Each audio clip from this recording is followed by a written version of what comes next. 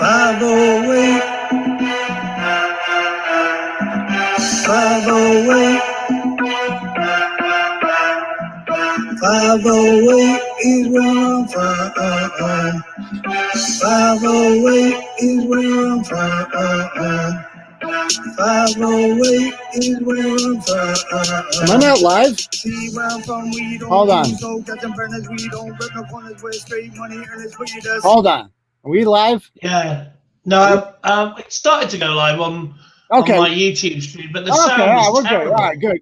Just making sure. I didn't see anyone on there. Your whole family mourners. When we're done with you, they're gonna have to pick your ass up at the corners. Me and my crew will hit you with that right left. Leave you toothless, yeah, cause we're ruthless, yeah, that's some true shit. You don't wanna mess with cheddar, ain't it scary that you cats in the ambulance, kid.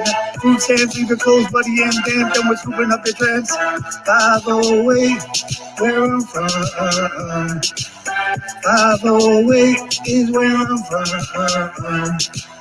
508 is where I'm from. See, I'm repping that medicine place media. My producer Gio likes the way I flow like an encyclopedia. Whack cats are on me like bad bacteria. That they can drink it from a dusty free lunch cafeteria. Central Mass is where I reside, where you can't run and hide. I can verify. That was hate, why I leave you horrified because you're unqualified. I'm just glad I survived. Time for me to put it in the overdrive, leaving these cats petrified, hitting you with the right hook right in your hard drive. Taking these chumps, taking those dives, taking their girl in the whip on a text drive. You know she loves better sex drive. 508, where I'm from. 508 is where I'm from. 508 is where I'm from. See, I'm from the 508. All the girls wanna take cheddar on a date, making them trick the hot cakes and drop it down.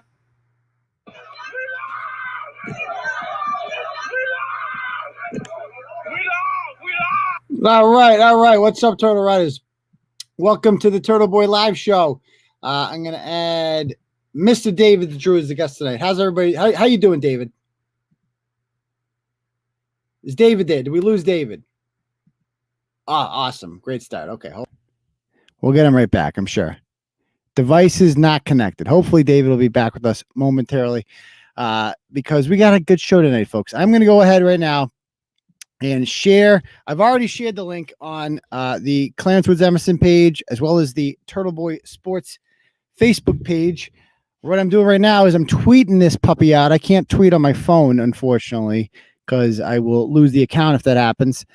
So I am going ahead and tweeting it out on my Twitter, on my Twitter account, which is at Real Uncle TB. That's at Real Uncle TB. So hook it up over there. Do we have David back yet? Let's see if David's back in there. David, if you're out there, do you need me to send you the link again, Dave? Hold on. I'm going to send David the link one more time. And we're going to get this puppy started. There he is. Okay. Okie dokie. Hopefully he comes back. All right, guys. Up there he is. He's back. David, what's up? Hey, I'm good, Aidan. How are you? We got you back. Welcome aboard, mate. Yeah, we had a slight glitch at this end for some reason, but I've kicked you back in, and you sound better now as well than you did first time. Likewise. FUPA Wi-Fi fixed. I've got, a serious FUPA computer thing here. Excellent. All right, guys. So welcome to the Turtle Boy Live Show. We got a great show ahead of us tonight. This episode, as always, is brought to you by Turtle Riders, actually, by you. Unfortunately, I don't have a freestyle thing. I promise I'll have one next week. I couldn't. I had too much shit to do today. My kid needed a haircut.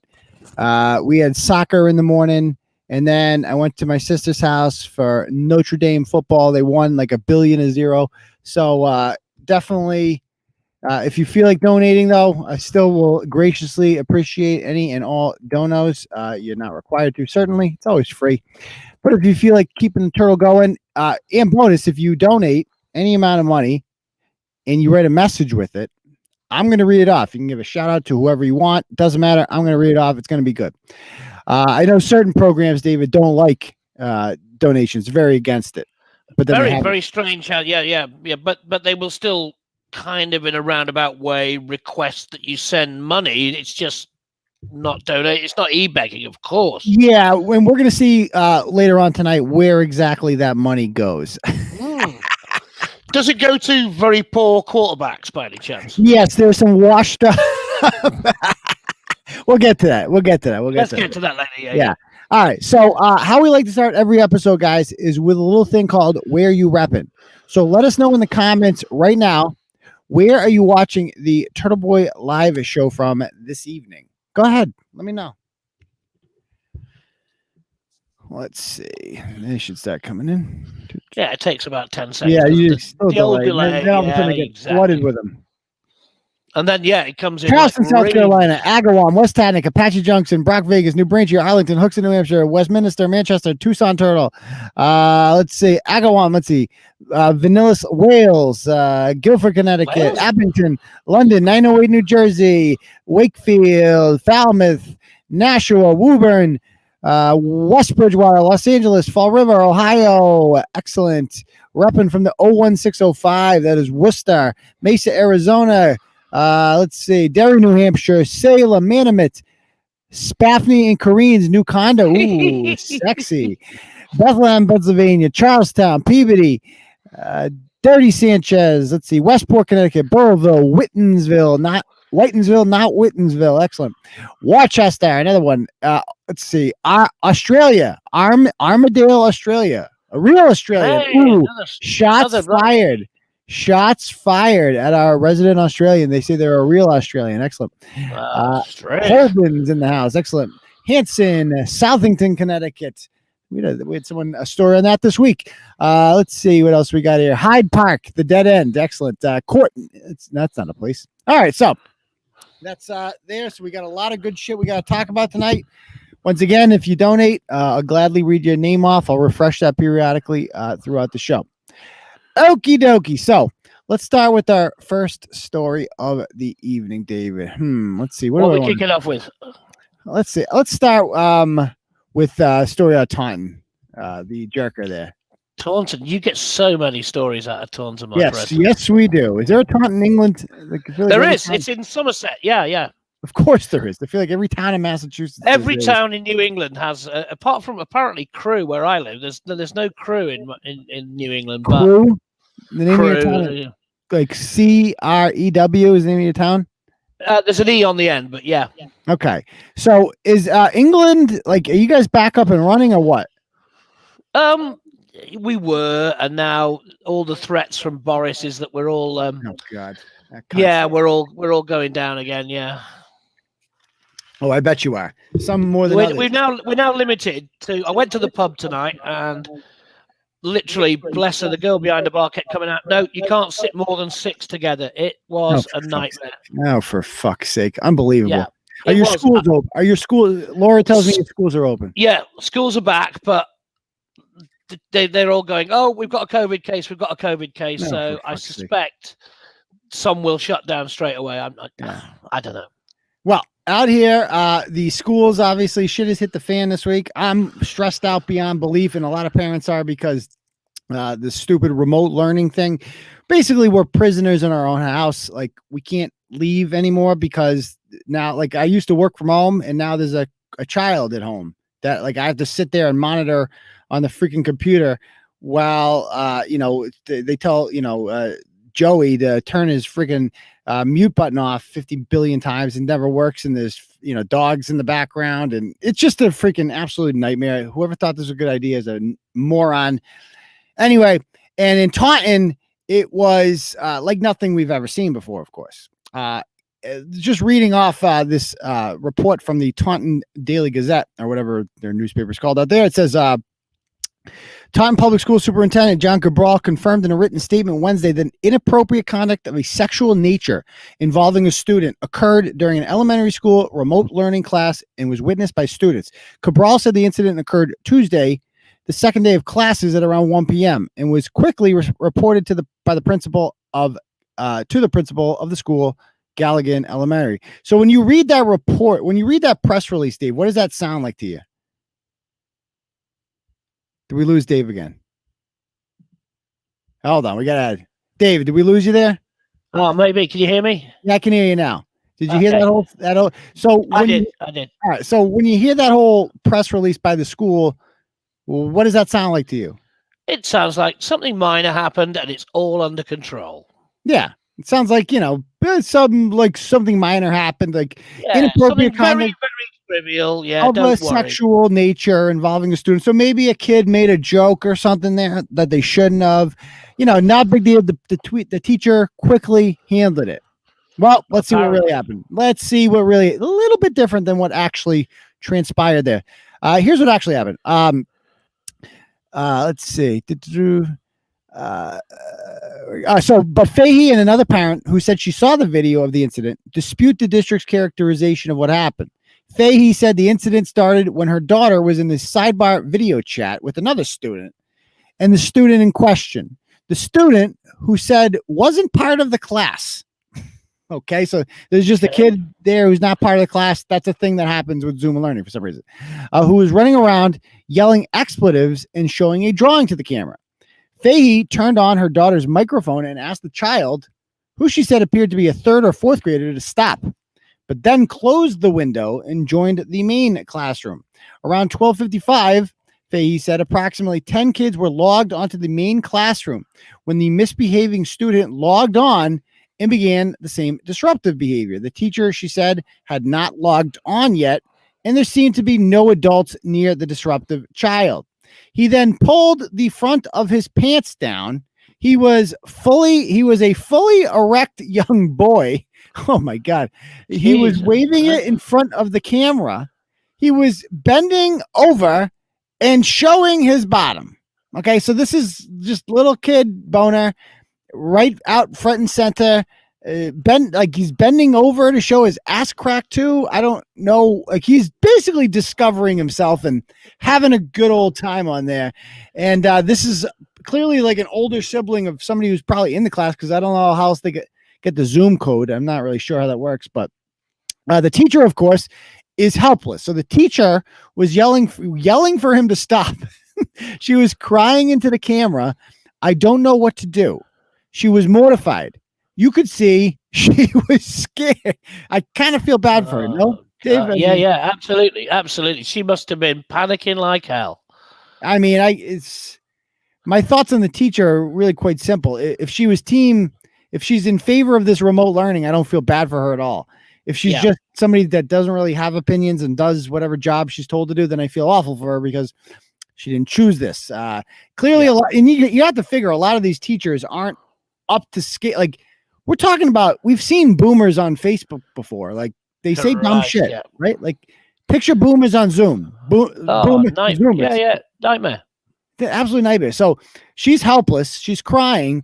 There's this little kid cock going around everywhere. And she's saying, the parent who witnessed the incident said she saw the incident later on a recording. So somebody actually recorded this. And a lot of people are saying, like, why are you recording it? I would record it too, simply because I would want like fucking evidence that like remote learning needs to end now, because this is what's happening. Like, you should document that. Doesn't mean you should go and look at it. No, but you need evidence, right? Like, you keep your receipts when these things happen, because if they turn around and just deny it ever happened, how can you prove it otherwise? Yeah, exactly. That's because in case they try some shit where they put out a press release like that, that's vague and whatever. So she said similarly, the teacher didn't seem to know how to handle the situation, and that she was on the phone during part of the video, probably calling someone asking for help, unmuting herself. So she's like, help desk. She's like freaking out, like hitting the mute button, hitting her own mute button. Like, what do I do? Yeah, my daughter came home from her program, said she was crying, and I asked her, and she didn't want to talk about it. What, Jesus Christ. She said she just doesn't want to go back on there because she doesn't want to see any more pee-pee. So yeah, that's I don't think this is gonna work, Dave. Like, I don't think remote learning is going to work. If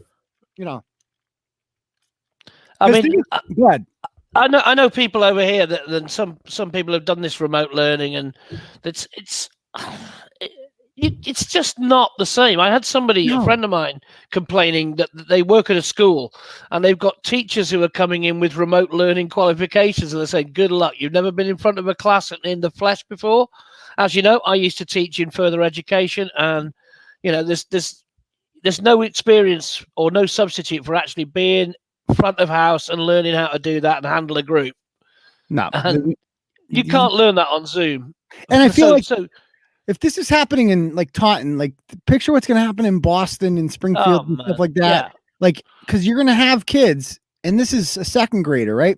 Like by the time you reach middle school, you're going to reach the age where parents are like leaving their kids home alone, and they're going to be unmonitored, right? And so for the first time, they have no parent and no teacher. So they can do whatever the fuck they want, and literally nobody can stop them. And what are you going to do to the kid? Like, you're going to suspend them from remote learning? What does that even mean? You said yourself, you spent half the time while you were watching, the teacher was going, can you mute this? Can you do this? Can you do this? They weren't actually teaching. Wow. They were just trying to control Zoom. That's all it is. This is just getting another day in. That's all this is. We have to have 180 days of education, and this counts. You know, my kid's on the computer for like 3 hours, and then it's like, free time in the afternoon. It's basically just nothing. It means they're doing nothing for 3 hours in the later afternoon, and they're just going through the motions so that they can, meet the state guidelines for, number of days of education and all this shit. And I'm hearing horror stories from people. Like, so if you think this is bad, like, this is just the tip, no pun intended, of the iceberg here. There's going to be a lot of dick on these Zoom calls. There's going to be a lot of shit going on. That's like what the internet is. You don't know what's going to happen. Like tomorrow, it's 80% porn on the internet, and what do you expect to happen? If they got all the porn off the internet, there'd probably just be one website left, which would be bringbacktheporn.com. You're absolutely right about that. And think about that too with high schoolers. So elementary kids, they don't know how to do that shit yet. But like high school kids, if you're on there, if you're a little fucker and you're on there, you can change your picture. I believe you can change your picture. They will be sharing the links. They'll be inviting their friends from other schools into it. I didn't even think of that. Yeah, there'll be carnage. There'll be carnage. Yeah, just to start shit. Come on. Like, I'm actually kind of looking forward to the blogs I get out of this, because this is week one. This is week one, and we already have kitty dick. Okay. Yep. That was day one as well, wasn't it? Yeah. Rough start. It's only going to get rougher as we go along. And I hope that this is blowing up in their faces. The amount of contempt that I have for the teachers and the people that are like doing this grows by the day. Like, I fucking hate them so much. I hate them way more than I hate Monica Cannon Grant. Way more. Wow. Way more. That's a big step. No, because I hate her more than anyone. I hate Monica Cannon Grant too, but like, she's ultimately like not affecting my life that much. Like, she gives me something to write about. It's fun to expose her. I'm winning that battle clearly. She's not taking up time that you don't want to give to her. Right. And like, to these people, I'm losing to these people. Like, these people are winning and the good guys are losing. And that's what kind of sucks about this, because you're like fucking powerless. Like, what the and you've seen some of these emails that like we've written stories about it this week. What was the school district? Well, I think it was West Springfield, where they write that like letter, and the guy emails back, what? This is a pandemic. Yeah. This is a pandemic. This is very serious. Like, this is the kind of stupidness that you're dealing with. Absolutely. Absolutely. A kid going to school isn't important. Like, what the fuck are you talking about? So, that whole thing off to a rough start. We just got a dono. Let me read the donos out. Update here. I'd like to thank Sarah Roy. She says, super happy retirement to Daniel Igo of Andover Police Department after 35 years of service as the senior motorcycle officer. You made an amazing contribution and you're loved by everyone. Keep being you. Yes, we salute you, Mr. Officer Daniel Igo. I don't know if I'm pronouncing that right, Sarah. But congratulations on a great career. Tell you one thing, he got out at the right time. I wouldn't want to be a cop right now. Doesn't seem like a lot of fun. That's just me. Okie dokie. So that's that kitty dick story to start us off. Let's go on to the next one, shall we? Moving on. Yeah, next one. Let's see. Next up on the agenda, we have... There's actually a very good point there Amanda Marie makes in the comments, saying she's got 3 kids, 3 different grades. How on earth do you monitor all 3 of them? How on earth do you have the equipment to do it? Well, they have to provide like Chromebooks. All these schools are providing them or whatever. Oh, because that's free as well. Yeah, well, it's, grows on the taxpayer tree. Yeah. But, I mean, that's another thing. It's like, so for instance, like I want to go to this, we're going to get into the Monica Cannon Grant thing later, But like, I really want to go to this fucking protest on Tuesday. Like, how can I not be there? They're protesting me in Boston. Oh, like, absolutely. How can I not fucking go? But I can't go because I'm a fucking prisoner in my own home because of remote learning. Because I have a 5-year-old. My wife's going to be at work. So who's going to watch? And you're lucky. You're lucky that you actually work from home by and large. So right. You know. What about your ordinary people who have day jobs where they have to go out to work? I don't know. I don't know what those people are doing. If they're just quitting their jobs, I genuinely like to hear from these people, and that's why I'm like thinking, like, does nobody work? Why is there not mass revolt over this? Like, the taxpayers should be like out with their pitchforks. Fucking, we are up in arms. Yeah, absolutely. Yeah, we're being held hostage by a fucking joke of a union in the teachers union led by a fucking weirdo named Merry Christmas. And what is the fuck is happening right now? Everybody's okay with this? What the fuck is wrong with people? Wow. But anyway, let's talk about something a little more fun. Sure. All right. So, a little not fun for everybody. Poor young man, 24-year-old man, was stabbed to death in Quincy for no apparent reason. He I guess he was getting off the train or something. But all of a sudden, some sort of BLT 123 thing named Alyssa Delamano, more commonly known around these parts as the Taco Tickler, decided that she was going to stab him for no apparent reason. And that's literally what the police report says. Like, there's no motive for this. Like, I don't even fucking know. Like, she just seems evil. And she started driving around the South Shore with her friend, who was also arrested for aiding and abetting a murderer. And, went to places like Weymouth and Rockland. Like, they're not going to find your bitch ass in fucking Rockland. Give me a break. Look at this. What the hell did she do to her eyebrows, by the way? That was my first question, was when you posted the blog, I thought, what the hell is that thing above her eyes? Yeah, it's like a giant caterpillar has attacked them or something.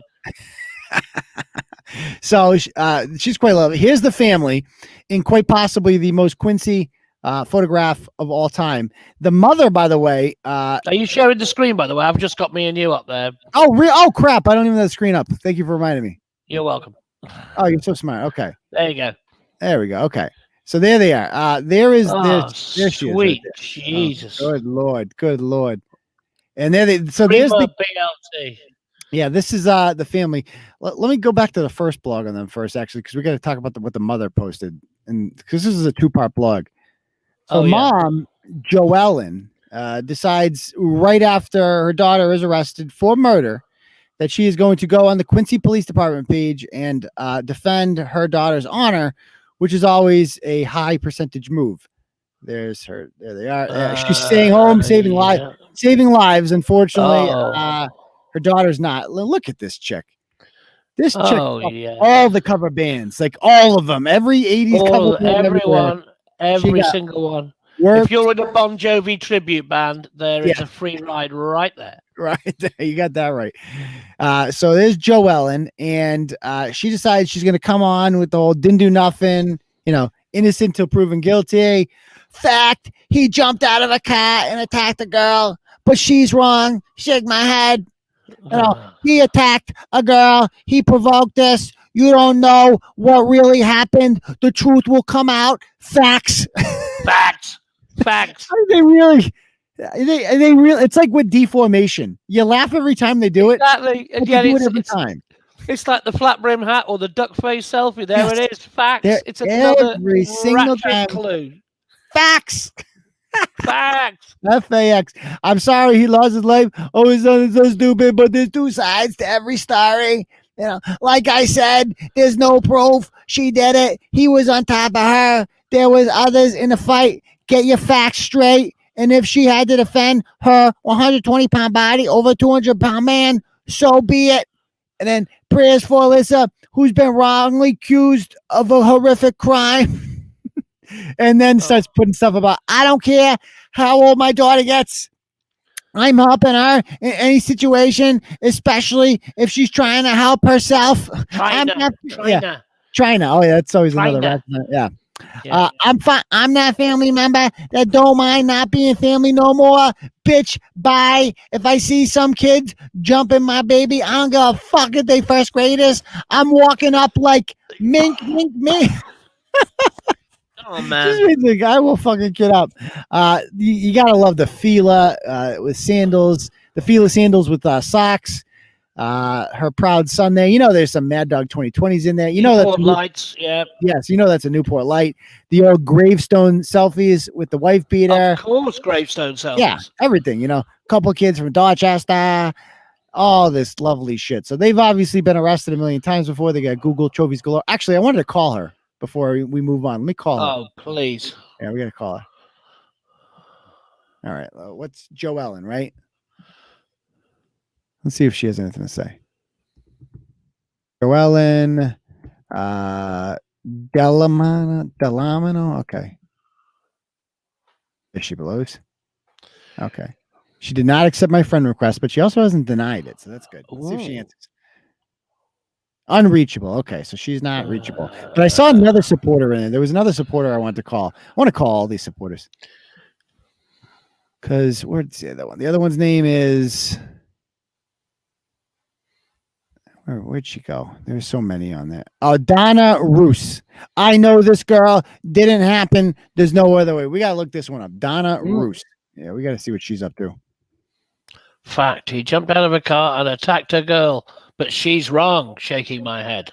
Yeah. Oh, yeah. Somehow. Yeah.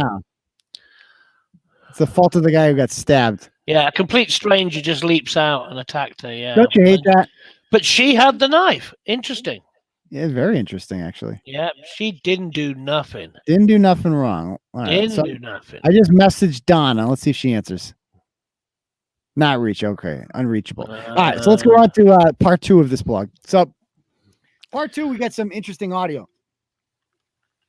I got contacted on Facebook by another source that knows them, and they're like, first of all, mom's homeless. She lives in a tent in the woods because, as you do. Yeah, of course she does. And let me play audio we found of her and this chick called Coco the Blood. I shit you not. Coco the Blood. Coco the Blood. Yes, yeah. Sounds a wonderful, warm human being. Yeah. Sounds like the kind of chick you'd want to bring home to mom. Yeah. Hi, Mom. This is Coco the Blood. I don't know her real name, but she's an absolute darling. Okay, we're playing. All right, so this is what's happening in this video. We're going to watch this. If you haven't seen this already, is that they're at some sort of house and they're making declarations of war against another ratchet, her and Coco the Blood. And then things go sour between Coco the Blood and the taco tickler around the 2-minute mark when the Coco the Blood spits on apparently the taco tickler's they're just a whole clan of charmers, aren't they? Yes. Yo, this dumbass. No, not Sarah Wilton, you fucking weirdo, bro. It's not Sarah Wilton, my nigga. About Sarah Wilton again. Yo, she said talk shit about Sarah Wilton again. Like, yo, this bitch is dead ass delusional, my nigga. Like, honestly. Talk shit about Sarah Wilton, seriously. I'll close your mouth shut. Hi, Mike, talking about Sarah. Are you fucking plugged in? Yo, you jacking? What's up? What's up, essay? What the fuck up, essay? I just threw up. And I picked that shit up. Oh, yeah, I picked that shit up. She's so grizzled, that one. Coco the Blood. Fucking Dorset. Deja Dorset. Yeah, Deja Dorset. Deja Dorset will fuck you up for me before she fucks me up for you. I hope she fucks me up. Deja Dorset sounds grizzled as fuck, son. Oh, my God. I can call Eric, too. Eric Brown, too. Hey, son, take it back and stop saving me check, man. I'm stupid. Yeah, I got my own cigarettes too. Nasty ass fucking Newport Reds, nigga. I smoke fucking Niggaports all day. No, okay, that's normal. Well, we're getting demonetized for that one. Nigga, I'm a big ass blood. What you say about Reds? Blood. Nigga, blood. Nigga, blood, nigga. Oh my God. You still my leather too. You wanna kick ass, you little bitch? So now they're gonna really start talking shit. That's it. No. That's it. No, that's not my new girl. No, Juliana. No, that's not my new girl. You stupid, right? You stupid, okay? Are you fucking crazy? Nigga, I got a husband. SA. Are you stupid, nigga? You my girl. Are you stupid, nigga? Yo, Juliana, come beat this bitch up. Oh, what'd you say about Juliana, come beat this bitch up for real. Cause this bitch Juliana, really, let me see her real. Because this bitch really is crazy. Out of pocket. Here we go. Out of pocket. Who's gonna fuck me up? Are you out of your fucking mind? Who's gonna fuck me up? Yo, you seen this bitch getting crazy on Facebook, right, bro? You just spitting my niece script now and now. Yo, still laying on fire. Man. Now they're fighting. You hear them fighting? It's like the most ratchet thing I've ever seen. Unbelievable. Don't stop broadcasting though. Just keep it on going live. Let the world see just what a scumbag you are. Smacking her, smacked her. Spitting my niece's crib? Yeah, but it's cute.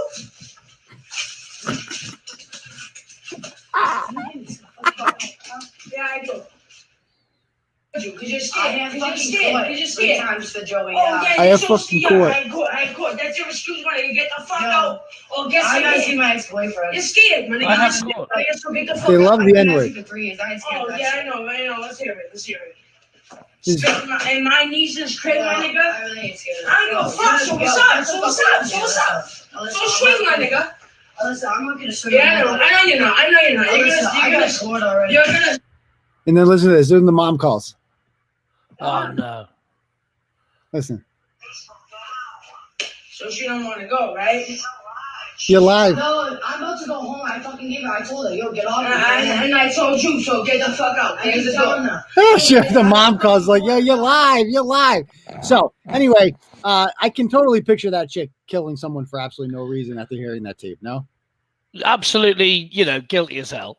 Guilty as hell, no doubt. So the poor kid dies. Seemed like a really nice guy. They've raised over $40,000 for a scholarship in his honor. And that's a good thing, but meanwhile, the taco tickler, on the other hand, on her Facebook page, the last thing she posted before getting arrested was sorry. And the fam's all on there. And let's read off something. Megan Provenzano says, yo, hop off her fucking shit. Free Lissa. Innocent till proven guilty. So there's this baby. You're a ratchet when you're taking pictures of yourself getting drilled like mid-thrust. Okay? Absolutely. Dog face. What's her name? Megan. We got to call her. Megan Provenzano. We got to call her. Yeah. Megan. Let's see if she answers. Provenzano. Let's see. God willing, one of these people will pick up. Oh, one of these days. Yeah. Oh, I see somebody tagged her. Oh, okay. So I'm going to bring up her page real quick, her Facebook page. So we got a nice little surprise on her Facebook page. I see. She's seen the blog. She has seen the blog. Ah, wonderful. Yeah. Okay. So she has reacted to it in real time. Let's see what she says. Somebody posts a blog and says, Megan, you need to see this shit if you haven't. She goes, Turtleboy can suck my dick. She has a dick. I was like, okay, why did he do it like that? Hey, at least they chose some good picks. How have I not seen this shit? Yo, you want to come good picks? Yeah, that's good. That counts as a good pick. You guys go on the page. Go on her page. Getting pounded by some local mush? Yeah, no, I don't think so. Apparently, that's as good as it gets for her. Go on Megan Provenzano's page, Turtle Riders, and comment under her page and tell her to come on the live show right now. I want to talk to her. She's not answering her phone. Okay. So, in the meantime, let's check out some of the other ratchets on here because there's more. That's just the beginning. Of course, my favorite ratchet was the chick that comes up. Let's see. Is she the next one on the list? Then there's Lori Alice. She's not as bad. Lissa wouldn't stab someone at random that she doesn't know. There's more to this. I'm positive. Bitch, she wouldn't stab someone at random, but she would stab someone, just not at random. Yeah. It's not exactly. Yeah. No, I didn't pick up on that. No. She only stabs people deliberately. Exactly. Right, that she's close to, or as some people she knows. People she got a beef with, man. Right. Exactly. So people who spit on her, spit on her nurse's crib, for instance.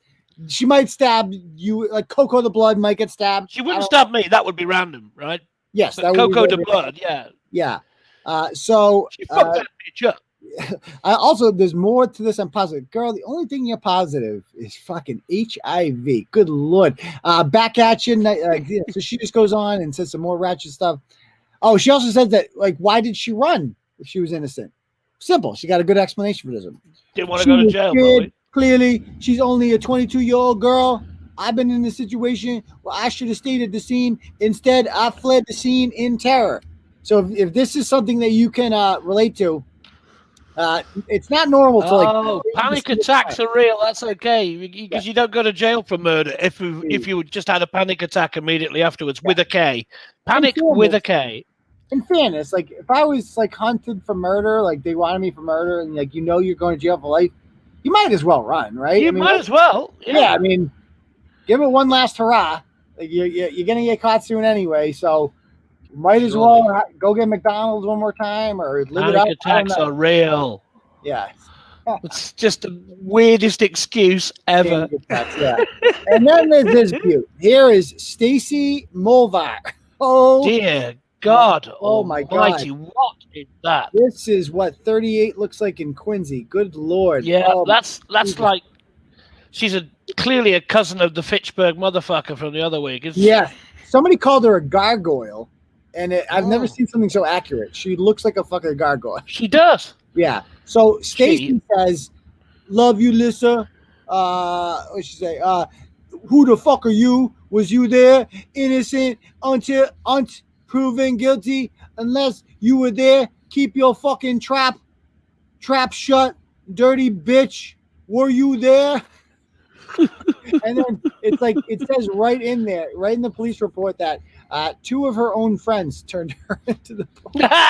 So I don't think this is going to be a not guilty verdict. She wasn't hiding. She was just being her. So that's what she does. She's she's like world hide and seek champion. She just hides spontaneously. Yeah, she was just being her.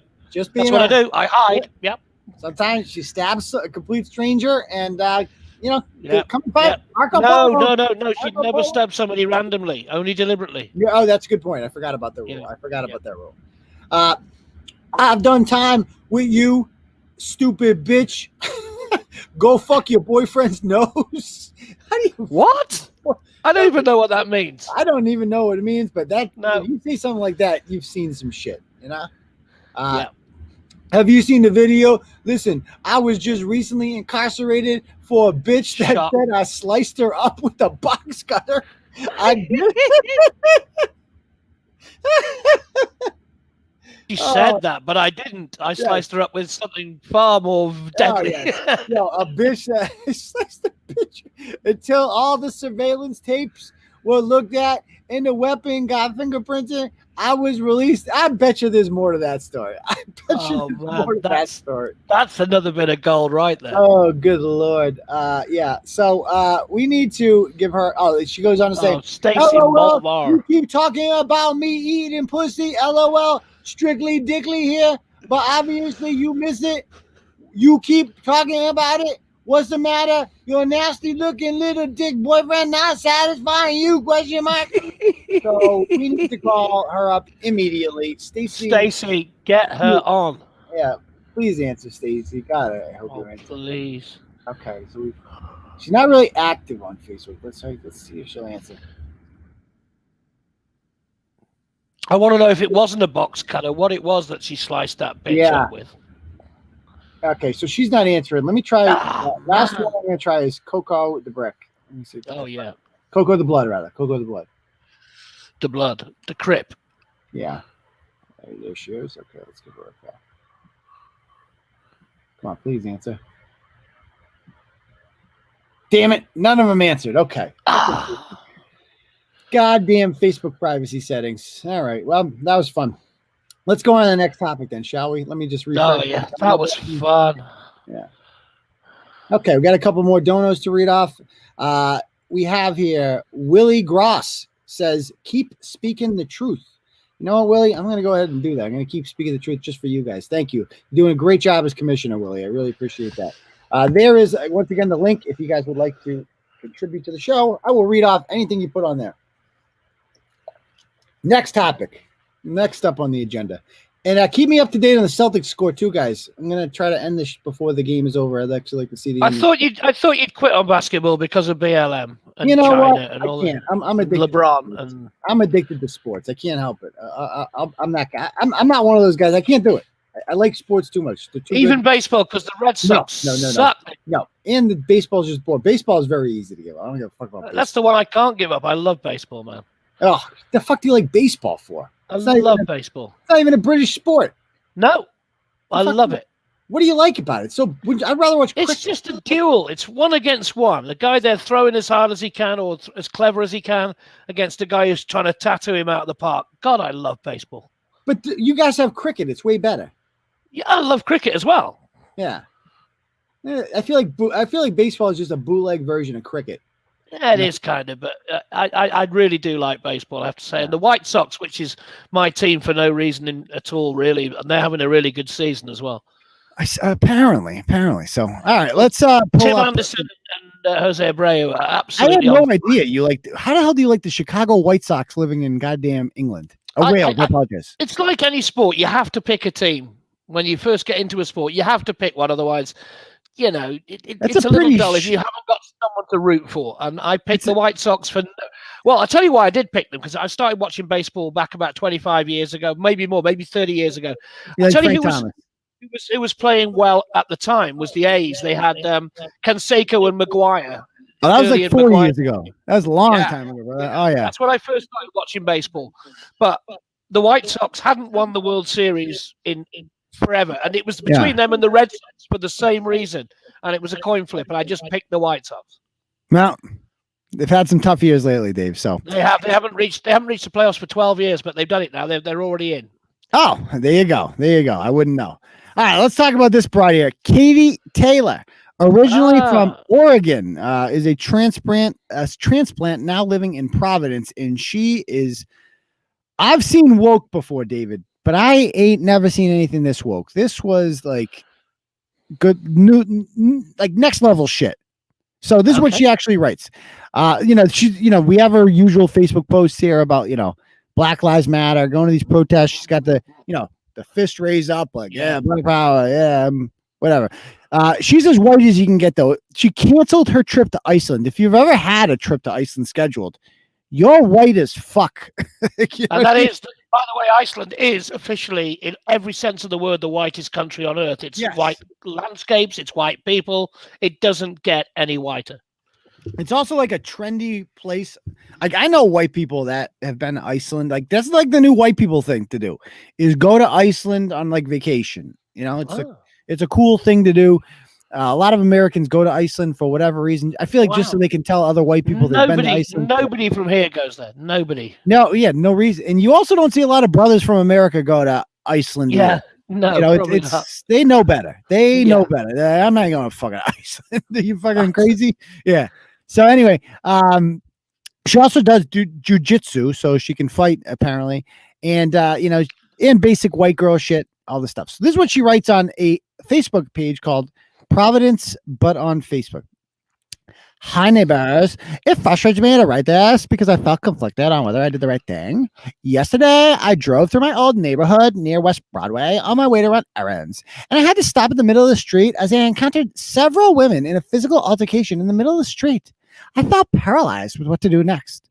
My mind jumped to calling the police, but seeing women of color engaged and not knowing the circumstances, I chose not to call, thinking my involvement would only escalate the situation and cause more harm. What would you do? Is this a conversation I could bring to the neighborhood level to address this type of situation? Okay. I mean, this really fucking happened. Like, this chick sees 3 or 4, doesn't say how many, just women of color just beating the fuck out of each other in the middle of the street. She's driving down. She sees it. And she literally doesn't know, like, a normal person in that situation. First of all, you're trained in jujitsu. Why not just break it up? Yeah. Isn't that the whole point of being trained? Or just do what normal, rational people do and call the police to get it broken up. Don't put yourself in danger. Right. But you can't do that, David, because this is the danger of all those stupid viral videos. And I warned people before George Floyd was killed, there was a viral video that we talked about the week before involving that woman from Central Park. Remember her? She called the police when she was scared. Yeah, and the bird watcher, and she's like, it was hilarious to watch her meltdown. Oh, it was. And was she a lawyer in New York? Yeah, she was some big shot. I'm sure she made a lot of money working for some big firm. You have to, live in that part of this, the country. But she lost her job because of that, because the internet just fucking destroyed her. And I said it at the time, is that even though I find it amusing to laugh at this woman, and I think it was ridiculous to call the police, I thought that the reaction to her was disproportionate to her crime, in that, ultimately nobody got hurt. And I'm not sure she even committed a crime, did she? She just panicked. Right. Her social media, she was charged. She's been charged with a crime of filing a. Yeah, she's been charged. This. That's what they do in New York. They're that woke. The bird watcher will not testify against her either. So credit to him for not doing that. Because I mean, her life is already fucking ruined. What else do you want from this woman? Give her a fucking break. Jesus Christ. Anyway, my big concern coming out of that was that and shaming all these white women who call the cops, is that white women are going to be afraid to call the cops because they don't want to be the next Central Park Karen. They don't want to be famous for especially calling the cops on a person of color. But I would just like to tell all the Beckys and the Karens out there, let me explain something to you. There's a big difference between a guy, watching birds in the park and, a bunch of ratchet bitches fighting in the middle of the street. There's a slight difference between there. It is okay to call the police on the latter. It is ill-advised to do that for the former. Okay?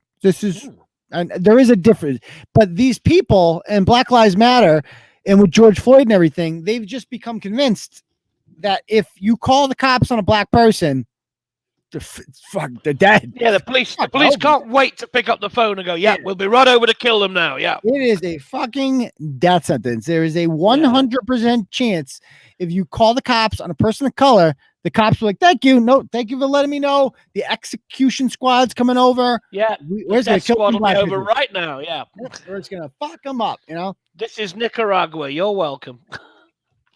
This is what they honestly think. And so even if option A is intervene yourself, option B is call the police. She did neither of those. Another acceptable option in this case, believe it or not, which a lot of people would do, and I would probably do this option, is just ignore it and just go on with your day. Right? That's option C. It's just not my problem. In the words of the song, walk on by. Yeah. Yeah. Good luck with that, bitches. Or videotape it and put it on World Star. That's option D. There are plenty of places that love to collate fights. Yeah. This is the worst option. What she chose is just going on Facebook and announcing to the world that you saw women of color fighting and you chose not to call the police because you want to be woke. That is the worst option, in my opinion. That is the stupidest thing I've ever heard in my life. Going seeking a pat on the back. That's what she's done. Yeah. I'm with Abby Horowitz. I definitely, no way I'm not recording that. Are you out of your fucking mind? If I see three bitches fighting in the middle of the street, if anybody does, it's almost like your civic duty. You better tape that shit. You better, if you have a camera. Facebook Live it right now. Yeah, it's not my problem. I don't know these hoes. They're not going anywhere. What do I care? Who cares? It's funny. You throw it on World Star. It's funny. Get some good laughs over it. You want to tell your friends about it, right? I mean, who wouldn't want to tape that? Exactly. Anyway, of course, we'd all record it. Actually, let's take a vote on that. I like to do votes. So, vote number 1, if you would call the police. Vote number 2, if you would record it. Vote number 3, if you would break it up. And then vote number 4, if you would just ignore it altogether and go on with your day. Let me see what people pick. What about 5? You just seek approval on Facebook by posting how good you are. Yes, our 5 is what she did. Yes, that's correct. 2, people are saying record it. Look at all these 2s. Everyone's saying record. Yeah. 4, people are saying 4, but move on with your day, but watch it. Okay. Definitely seeing a lot of 4s there. Okay, so a lot of people just mind their own business, but watch it and just move on with their day. Not my fucking problem. Nobody would break it up. Yeah, you don't want to catch something. You never know what some of these chicks have, you know? Yeah, social distancing. Yeah. Yeah. Oh, plus the social. That's the most horrifying part about this, Dave. They weren't social distancing. Did they have masks? It's very hard to have a fight and stay 2 meters apart, isn't it? Yeah. Did they have masks on? That's really big kendo sticks to hit each other with or something. Yeah. So anyway, there she is right there in all her glory. She's a digital marketing professional. Yeah. Oh, of course she is. Digital marketing. Oh yeah, very much, very fancy. And other people convince her that she has done the right thing here. For instance, Salo Castillo says, "You done good, Katie. You done good." And as you can see, Salo is a person not calling the police. What's the right thing to do? Do you understand how happy she was when she saw that a black person told her what she wanted? That's what she put the post up for. That's exactly why she put it up. All her white friends, because there's no people of color in any of her photographs, I suppose. But this is a public group or whatever. So like, Paulo Castillo is a black person or appears to be a person of color. So and so is Chris Johnson. And so the fact that they are telling her that she did good. Oh my God. She's an ally. She's an ally. Yeah, she's an ally. She went back and she fingered herself so hard to that. I'll tell you that much right now. She went up and she played those lady bits, strummed them like a guitar, baby. Strummed them like a banjo. She went home and she's like, oh my God, fucking black people told me I did something good. Oh, yes, that's exactly what she did. She felt like, oh my God, so woke. Oh, yeah. Anyway, Christopher Johnson tells her not calling the police was the right thing to do. Ross S asks, ask yourself these questions. Is one of the people fighting me? Does this affect me in any way? If you answered no, the answer is always to move on and mind your own fucking business. Oh, I mean, this is what a world that we're living in. Like, wow, mind your own business because, you know, just what happens if you see a murder?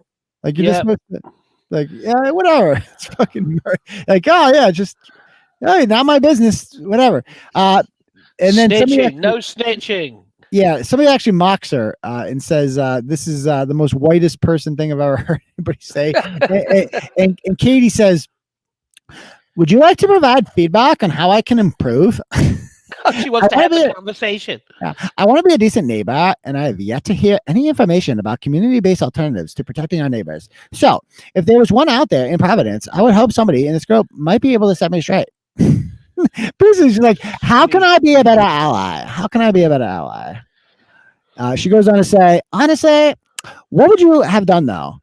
You're just a random lady. What kind of oh no, this is what the other chick writes. So you're nobody. You have no whatever. She goes, that's the point exactly of this post. I don't have the de-escalation tactics as a random lady. From what I understand, nor do the police. Stop right there. From what I understand, that prefix right there tells me everything I need to know.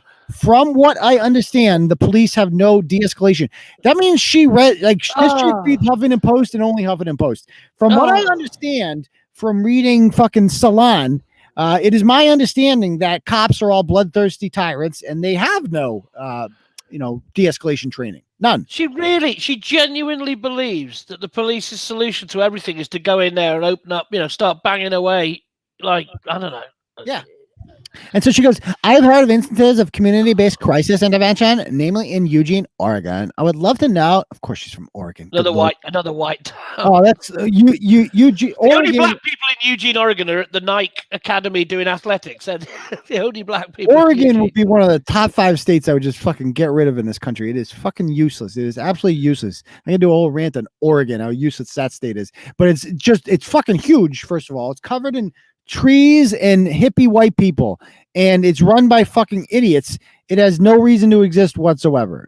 So that's where she's from. And she's like, I would love to know if something of this sort was available or being proposed in Providence. So she's bringing Oregon mentality to Rhode Island. It's going to make that state even worse. And her big thing here is that what I found so fascinating about this is that for the first time, these people are seeing the logical conclusion of how their, way of thinking ends. You know what I mean? Yeah. Okay, so if I see what we don't need police because police are bad. They kill black people, right? So, but then I see a black person being hurt in a fight, and she could get killed or seriously hurt, or she might be getting robbed. Yeah. And so I want to call the police. That's like my first instinct is call the police. But then I forgot that I can't do that. So who do I call? Because I don't know what the fuck I'm doing. I can't do shit. So what do I do? You make a really good point there. This incredible wokeness is leading to the fact where, and it happens in all sorts of ways, not just this, but it actually adversely affects black people. You know, I've been saying this from day one, man. It's like, baffling. It's baffling. Yeah, nothing like the best thing for the black community and urban communities and poor communities is police presence, because that's where the crime, people like crime. Yeah, the number exactly. What's the number one factor in why people commit crime? Poverty. Bingo, man. Poverty. People commit crimes because, I mean, this is every Dickens novel revolves around this, right? Correct. Like poverty. Correct. Like people who are impoverished are going to do things to survive, right? To get out of the hole that they're in or whatever. They're more rich people don't. Dickens is a great example to use because, you know, the London that Dickens writes about from 150 years ago it was exactly that. It was the rich, the very, very rich, and the very, very poor, and that huge disparity was what led to the crime. And, you know, the Fagans. I mean, we all know the musical version of Oliver, and if you haven't really read Oliver Twist, the actual novel, it's very dark and it is poverty stricken. Yeah, I mean, even like fucking I know it's not Dickens, but like John Valjean, he steals something, right? Isn't that the whole Les Miserables? Yeah, exactly. Yeah, he steals bread or some shit. Like that's what. And so when you're in an impoverished community, they need police more than ever because they are more susceptible to crime. Obviously, there was a survey in America not a month ago they went into the areas, and particularly the black areas, and said, "Do you want fewer police, same amount, more police?" And only 20% wanted fewer police and defunding. 80% wanted the same amount of police, more. It's always like white. It's white people on the ground. Yeah. It's white people from the suburbs that want, like, no, we don't need police in black. Well, this isn't going to affect you, is it, sweetheart? Do you know why? Do you know why they think that, the white people in the suburbs? Because of the people that shout the loudest. The Monica Cannon Grants of this world, they hear them and they don't hear the ordinary people. It's a good point. And the media obviously amplifies this, and Black Lives Matter. You know, it's all this. It's all a never-ending cycle. They hear who shouts the loudest. Yeah. So anyway, all of a sudden, out of nowhere, the hero of the day is a guy I fucking hate, Mike Hilario. Mike Hilario. Yeah, sound guy reemerges, and he's just fucking. I mean, I always liked Mike. That's the thing about it. It's like Mike Hilario was a turtle rider before anything. Sure. He seemed like a decent guy. I've met him many times before. And he just got caught up in Kate's bullshit and felt like a part of something, I guess. I don't know. And so when it ended, like, he wanted to keep being a part of that because, I don't know, maybe he felt a sense of belonging. I don't fucking know. He's no longer with them. So I don't know. Now he's kind of a man just out there by himself. But Mike, if you want to come back, we can have a conversation. That's all I'm saying. It's not the end. I can build bridges with sound guy. Certain people I can't. But I could with him. But anyway, he actually points out a lot of good things in here about how, like, the most important thing here is that she suggested that, like, if it was 2 or 3 white women kicking the shit out of each other, she would have called the police. That's implied, right? Yeah. Yeah. So, like, you're willing to take proactive steps to help white women in distress, but you're unwilling to take any steps whatsoever to help black people in distress. That's what, in the name of race, in the name of fighting racism, of course. I think I made a comment on the blog when you first put it up and said, this woman has decided whether or not she calls the police or the outcome of this altercation in the street based on the color of the skin of the people involved, which makes her a massive racist. Right. And everything, and the most racist people on earth are white suburban women. They are the most racist thing, liberal white suburban women who are trying to become woke because they're consumed with race. Like, normal people don't think about race very often. Like, exactly. You know what I mean? Like, you just see people as friends. Like, I become friends with Rayla Campbell, right? I don't think of her as a black woman. I just think of her as a cool person. Exactly. You know what I mean? Like, that's all it is. It's like, and that's how you're not allowed to say that, by the way. You're not allowed to be colorblind. You know why? It's racist. That's also racist. Like, it's racist to say that you don't notice. You just treat people at face value. Yeah, like, we have to be consumed with each other's, identity. Yeah. Like, why? Yeah, exactly. So we can have another thing to divide us? What the fuck's the point of that? Anyway, he goes on. He actually defends the wall really well. He did a good job of that. I'm not gonna read all of these. Just basically, I mean, I can't. My head will fucking explode if I read all of these. But basically, like Chris Johnson is like the official voice of black people. He's very oppressed. Clearly, because he is. I mean, look at that picture there. He's just the most typical black American I've ever seen. Yeah, that's what they all look like in the hood. Like the taco tickler is blacker than this guy. I said it. I don't care. I don't like. She uses the N-word in far more context than he does. Yeah. Coco the Blood is allowed to say the N-word before this guy. If I was the king of the world, 100%. Right? Like this guy is like about as black as Kamala Harris. Let's just put it that way. Anyway. Exactly. So this guy, this fucking guy, I want to call him Bobby Giusti. Said you did the cool thing. One of those women might have ended up another statistic. You can recover. She would have ended up a statistic. She would have been another arrested person for fighting. Yeah, that's a statistic. Exactly. You can recover. Well, she's gonna die of COVID anyway, right? So you can recover from a swollen face, but not a bullet. Look at this fucking guy.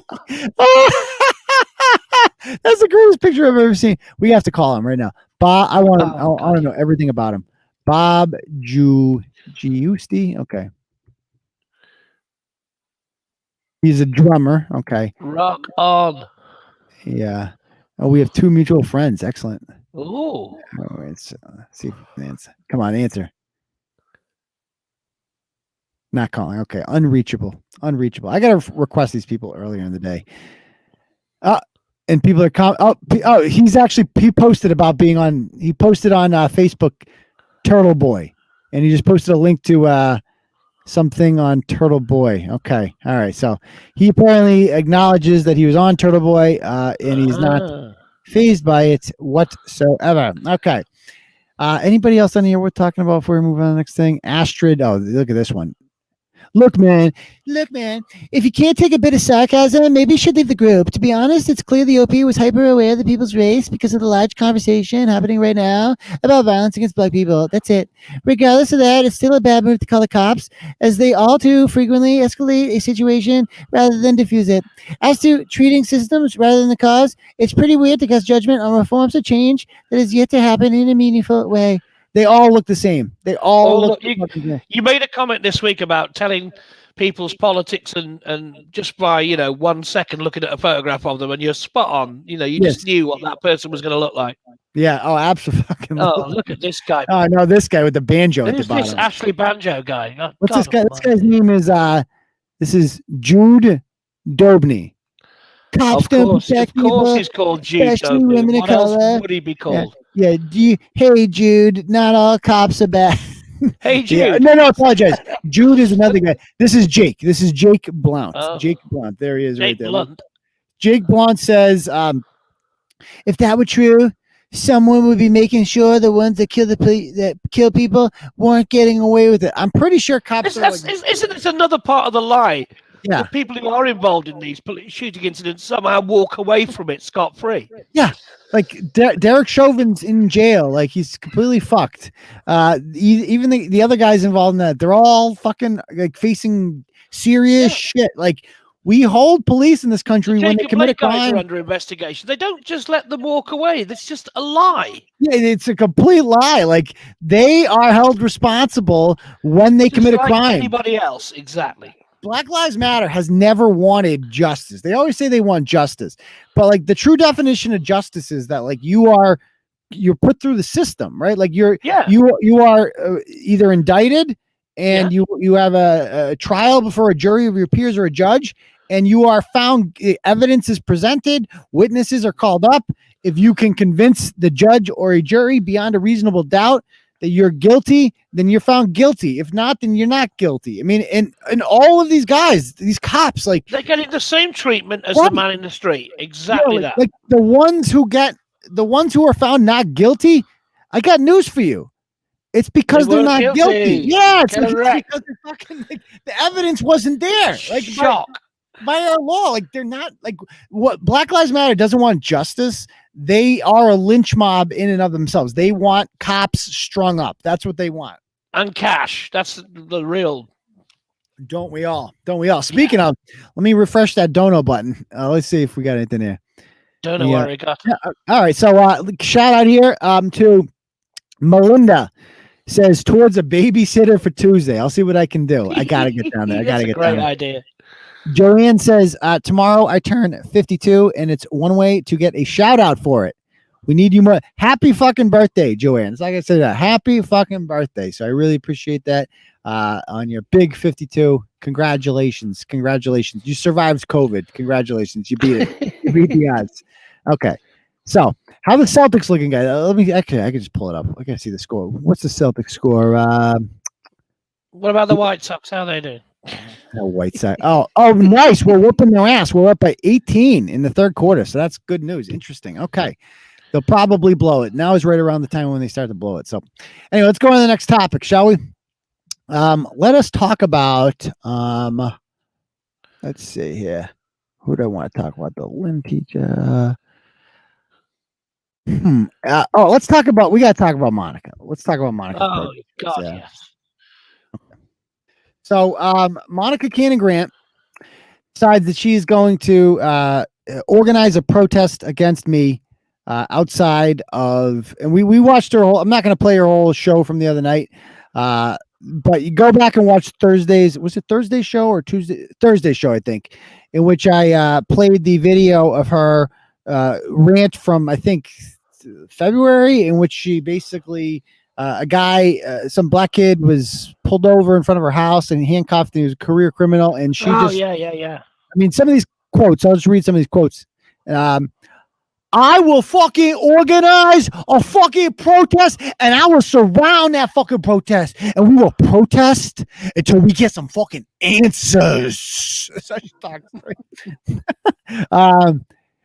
It took your 6 white bullshit bitch ass police officers to fucking do a traffic stop, harass a fucking kid to the point of no return, because you know he had a fucking record.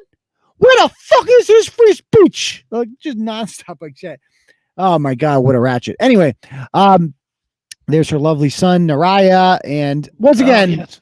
The most remarkable part about that. He had to buy a car because he was too scared to walk to the bus stop. Yes, yeah. Very scared of the police. He's a gangster rapper as well, yeah.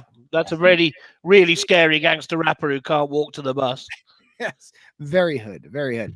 And so every time I see a video like that, like I always just look back on these tweets about like all these media and the Celtics and all these people like fucking pimping her out. Like, it's just amazing that like this reverend isn't like quoting this woman like bold activist leadership. That's a city councilor.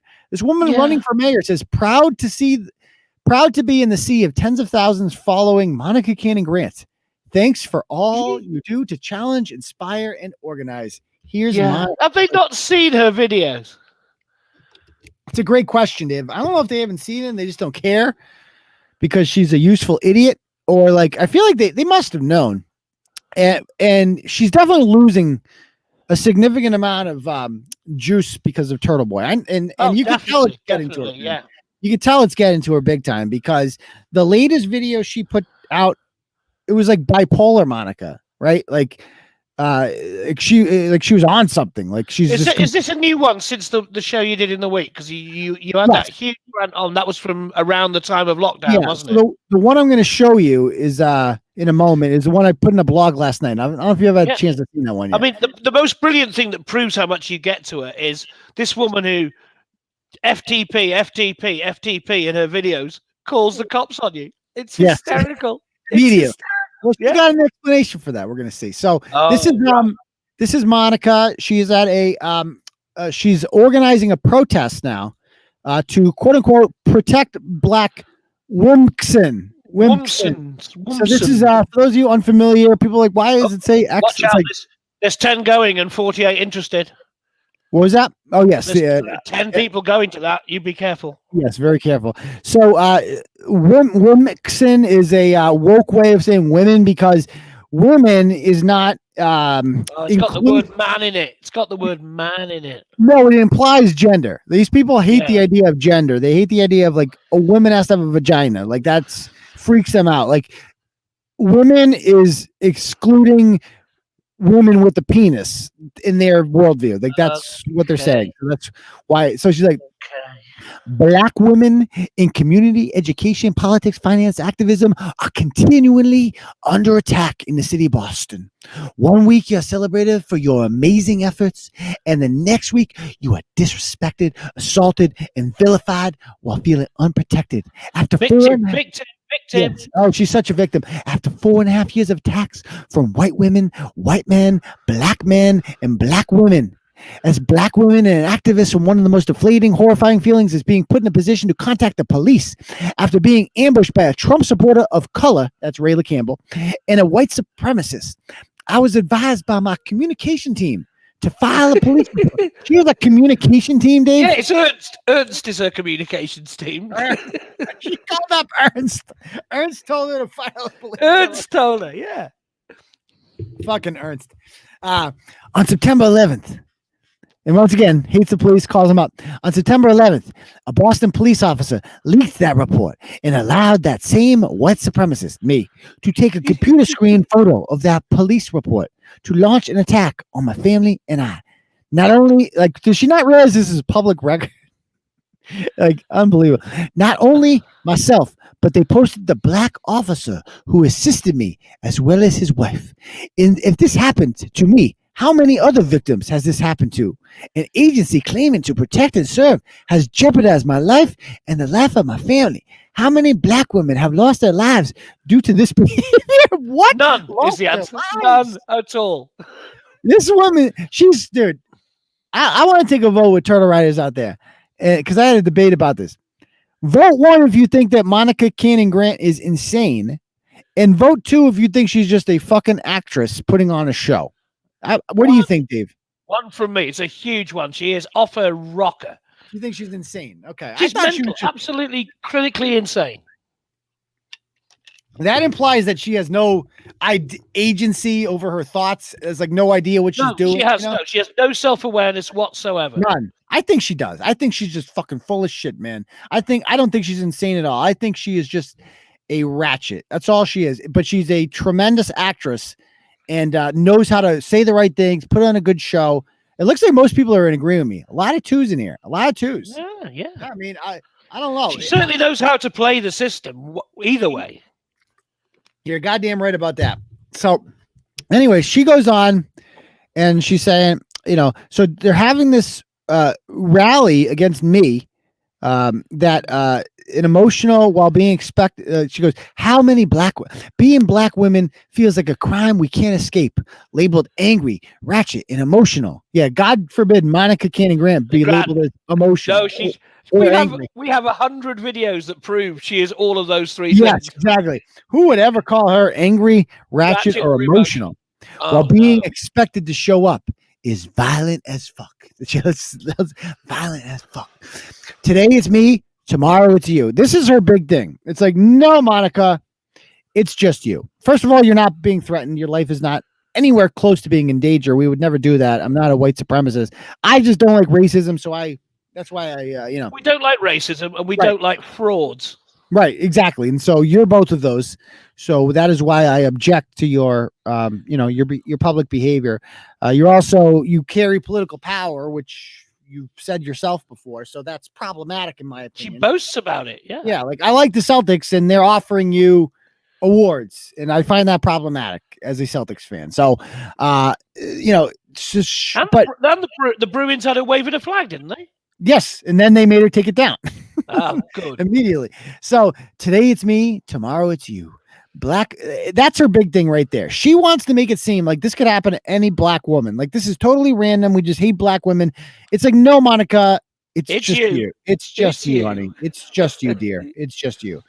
Black women show up for everyone from black men, non-black people of color, and what the fuck? And other black women, all at the expense of their safety, health, and livelihood. Who will show up for us?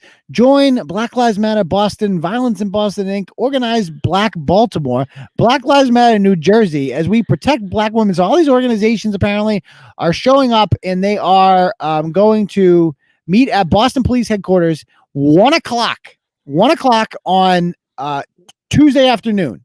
I'm going to try my clearly, best to fucking be there. anyone turning up there hasn't got any work to be doing either. I know. It's always like, shockingly, this woman never has to work. I'm surprised. In the middle of the day, in the middle of a working day, yeah. Yeah, what does she normally do on a Tuesday? Aren't you saving lives or something? Isn't that what you allegedly do?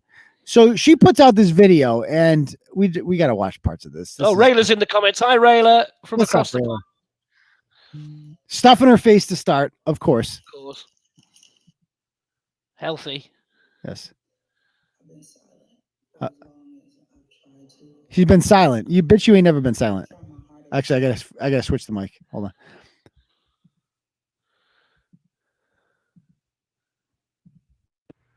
I've been silent. Bitch, you ain't never been silent. You don't even know what that word means. To not engage. I've let people dictate to me how I should show up in the midst of them asking me for my help. And I just feel like I'm in a position right now where my safety has been jeopardized. Oh, God. Tremendously. My safety. And I watched them kill Malcolm. I watched them kill Martin. You weren't alive for any of this. I watched them assassinate Fred Hampton. I don't even know who that is. Look at her. This morning was the first time I walked out of my house. This is who she considers like a peer group. On my car from the steps. Oh, this is funny. The car bomb. The house she pretended to sell. Yeah. Thinking that it might explode. She thinks, like, bitch, I don't work for the IRA. Today I had a conversation. She thinks I put a car bomb in her car. To having permanent security. Permanent security. I'm unsure of a lot of things. Oh, yes. I mean, the way she's built herself up, man. Of a lot of people. Have you ever seen somebody who thinks they're more important than she does? Unbelievable. Like, she really thinks like she's like Malcolm X. You know why Malcolm X and Martin Luther King got killed? Dave? She thinks she's Martin Luther King. Began to get attacked when I started working for Tito. Do you know why those guys got killed? By a licensed because they mattered, because they were important, because they were important enough. Not in danger at all. Like, Monica, you are not important enough for somebody to want to kill. Like, nobody gives a fuck about you. You are just a 2-bit ratchet who caught the mayor's ear because you called him a fucking racist cunt 5 billion times, and he just didn't want to hear you anymore, so he threw you a fucking bone. And that's all you are. Like, you're not Martin Luther King. You're not Malcolm X. You're some basic bitch from fucking Roxbury. That's all you are. That's all you'll ever be. Okay? Accept it. Black women. Yeah, the only reason she's got it is because of the internet. Before the internet, she would have been invisible. Yeah, totally. I was told. If they didn't ignore me totally, don't engage, ignore it, let it ride, let it ride. Okay. The frustration with that is, out of the same breath, they would say, why can't we all just work together? I remember recently being on a violence prevention call with a bunch of people who do this work. And I said, I'll work with anybody except for one person because that person has caused so much. Jamal. She don't like this guy, Jamal. And the black women on that. So Jamal's a guy that. That's the problem. We all gotta work together.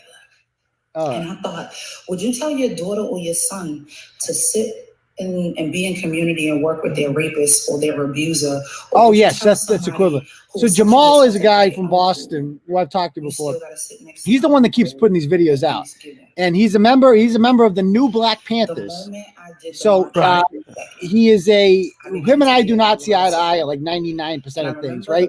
This is the 1% right here. We both don't like Monica Cannon Grant. And basically, Monica Cannon Grant, to him and to a lot of people in Boston, black people in Boston, she's an embarrassment, right? She is like a very poor representation of like the African-American experience. And they resent, I think, and I would too, the predominantly white people at the Boston Globe who have propped this woman up. You know what I mean? Yeah. Contacted me to inform me about the attacks they were receiving. Oh, God. She's still going. As well as attacks that were happening. And like me, Captain Sabo. Oh, she's Captain Sabo. I was like, let me jump in because, oh, hell no, this can't happen. And I did a live video. Okay. Where Captain I used Sabo. The same words that people use in health class. Oh, okay. And I was like, basically the gist of what I said is, it shouldn't matter who you're in a relationship with. In my mind, there's a Turtle Boy banner behind her. It makes it so much more entertaining to imagine that. Because this person was saying a lot of violent things towards one of our beloved Black women.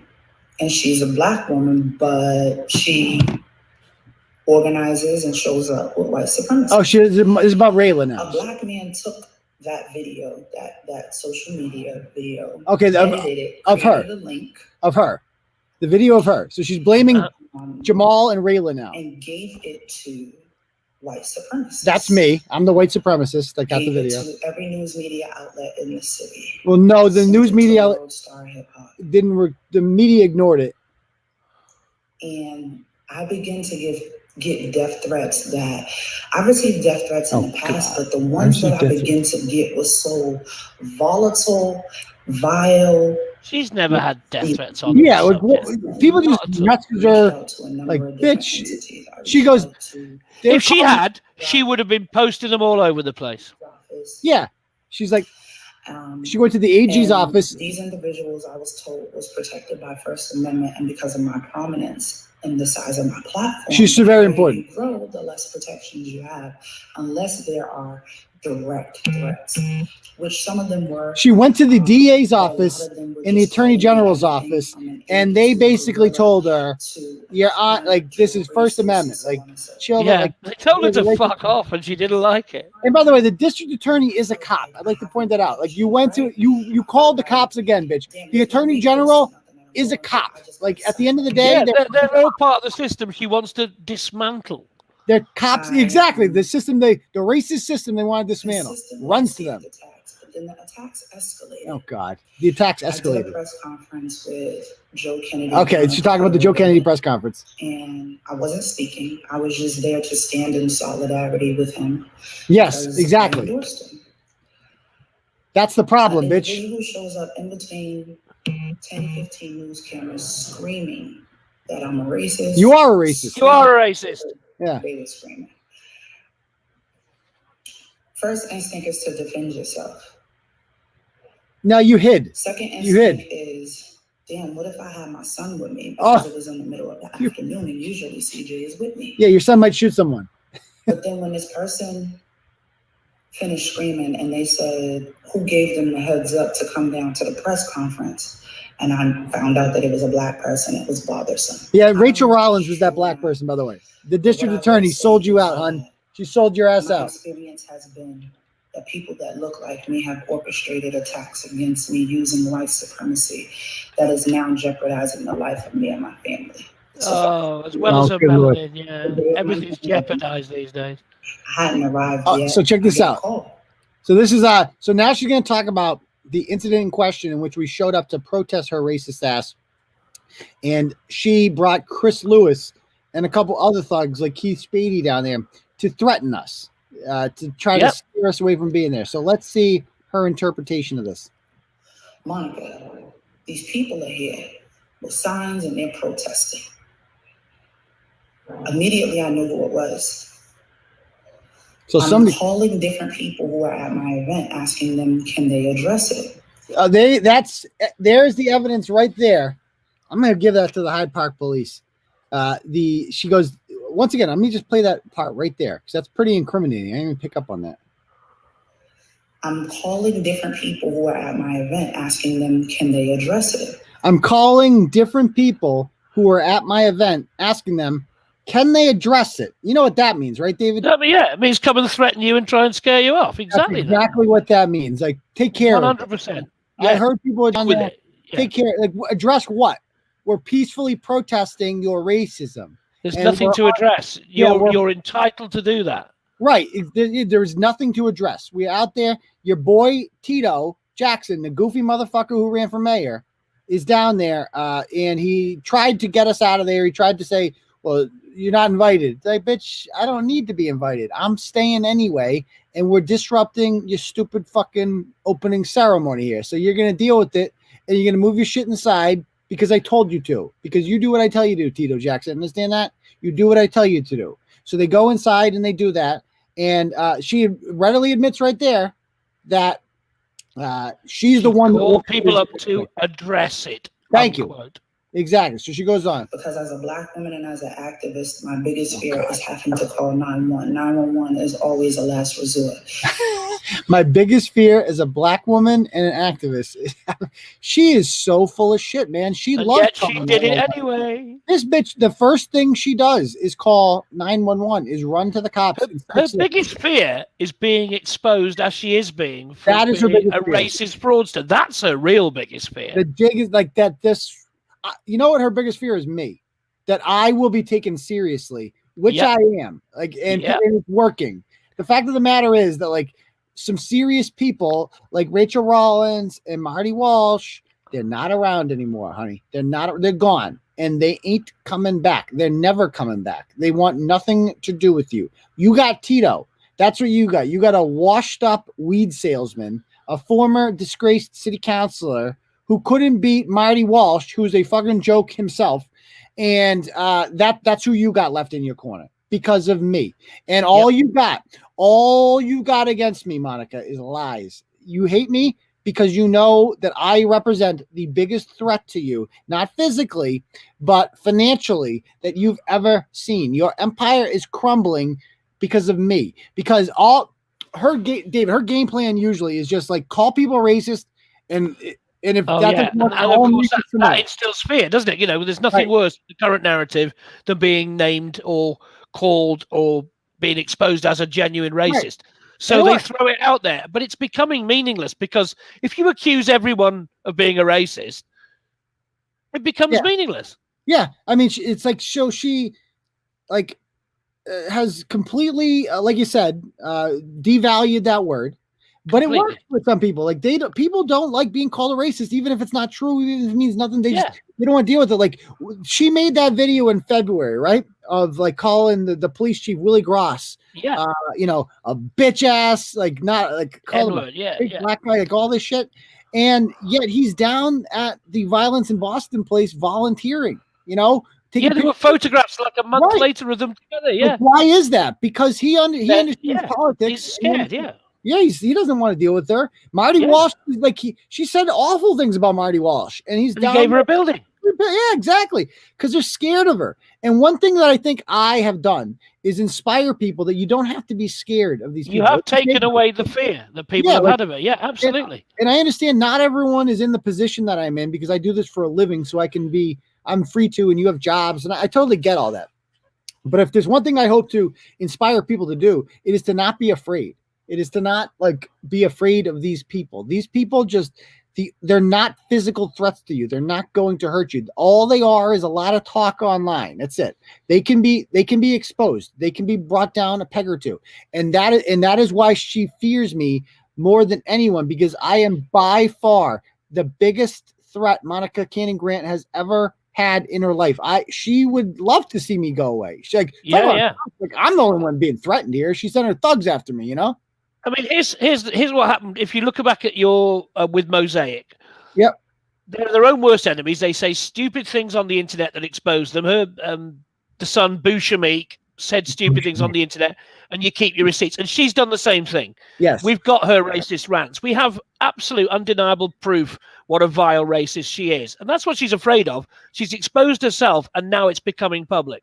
Yep, exactly. So, she does not, and she'll do anything to try to discredit me. But and this might have worked a few months ago, but it's just not working anymore because I'm so thorough, and I bring receipts, and I bring the evidence, correct, of her wrongdoing. Like I'll look into her financial shit. I will interview people. Like I'll talk to people in the community. I will find out the truth about you. And she's not used to this. She's used to the Boston Globe and the media. She's used to people either sucking up to her or cowering in fear. Yeah. Yeah. So let me just play a couple minutes more, and then we'll kind of move on here. But 911 is not a number that I feel comfortable using. Okay, so 911, she doesn't feel comfortable using. So she goes on. Oh. For multiple different reasons. For my own death, for the death of whoever is around me. Yes, she's in danger. So on and so forth. All right, so on and so forth. Okay. So by the time I get here, it escalated to the point where Black men who love me tried to defend me. Defend you? Seeing that it was going to take a bad turn. By getting in Rayla's face. So we contacted 911. Oh, so that's why the police came. First of all, the police. That's a lie. They didn't contact 911. We contacted 911 because we were threatened and told that we were going to get shot. So we called the police. Okay. The police weren't there at the time. They'd come and gone. But we called the police. So that was a lie. But she's claiming she called 911, which again, she hates doing. Even though she's scared of the police, of course. Right. The last resort. Because this has happened more than once. Complete a police report so that you can get a harassment order to prevent them from coming to private property. Because at this point now they were on the property, which is private. It's not public. So I hesitated. I didn't do it that day. The next day, I finally mustered up the courage because they were planning to continuously ambush me no matter where they see me at. And so I made a phone call to an officer who I felt like Coleman knows who I am and will understand, and what I was saying to him wouldn't sound outlandish. So that is Officer Mark Coleman, who took that bullshit report in which she calls me a white supremacist. So she obviously has him on speed dial. This guy knows him. She's like, he'll understand me, just like I said. And he files a report. So she goes on. He assisted me. You assisted me, yeah. Handed me to another officer who took the report. Okay. Or maybe that's Coleman that do. Okay. That was on September 8th. Oh, I see. So she called Leighton Facey. So Leighton Facey is the captain, or maybe he's lieutenant. I saw his name in a blog. I didn't know who he was, though. He's the commander of B2. He's in charge of it. And so she knows him personally. That seems to be a friend. So she contacts her, the higher up there. The higher ups don't write the reports, the cops do. So, and then he contacts community service officer Mark Coleman, who's also Black, and he writes this report. So she's going to start throwing him under the bus. September 11th, the white supremacist organization dropped another article of the many articles that they have. I love how she reads Turtleboy.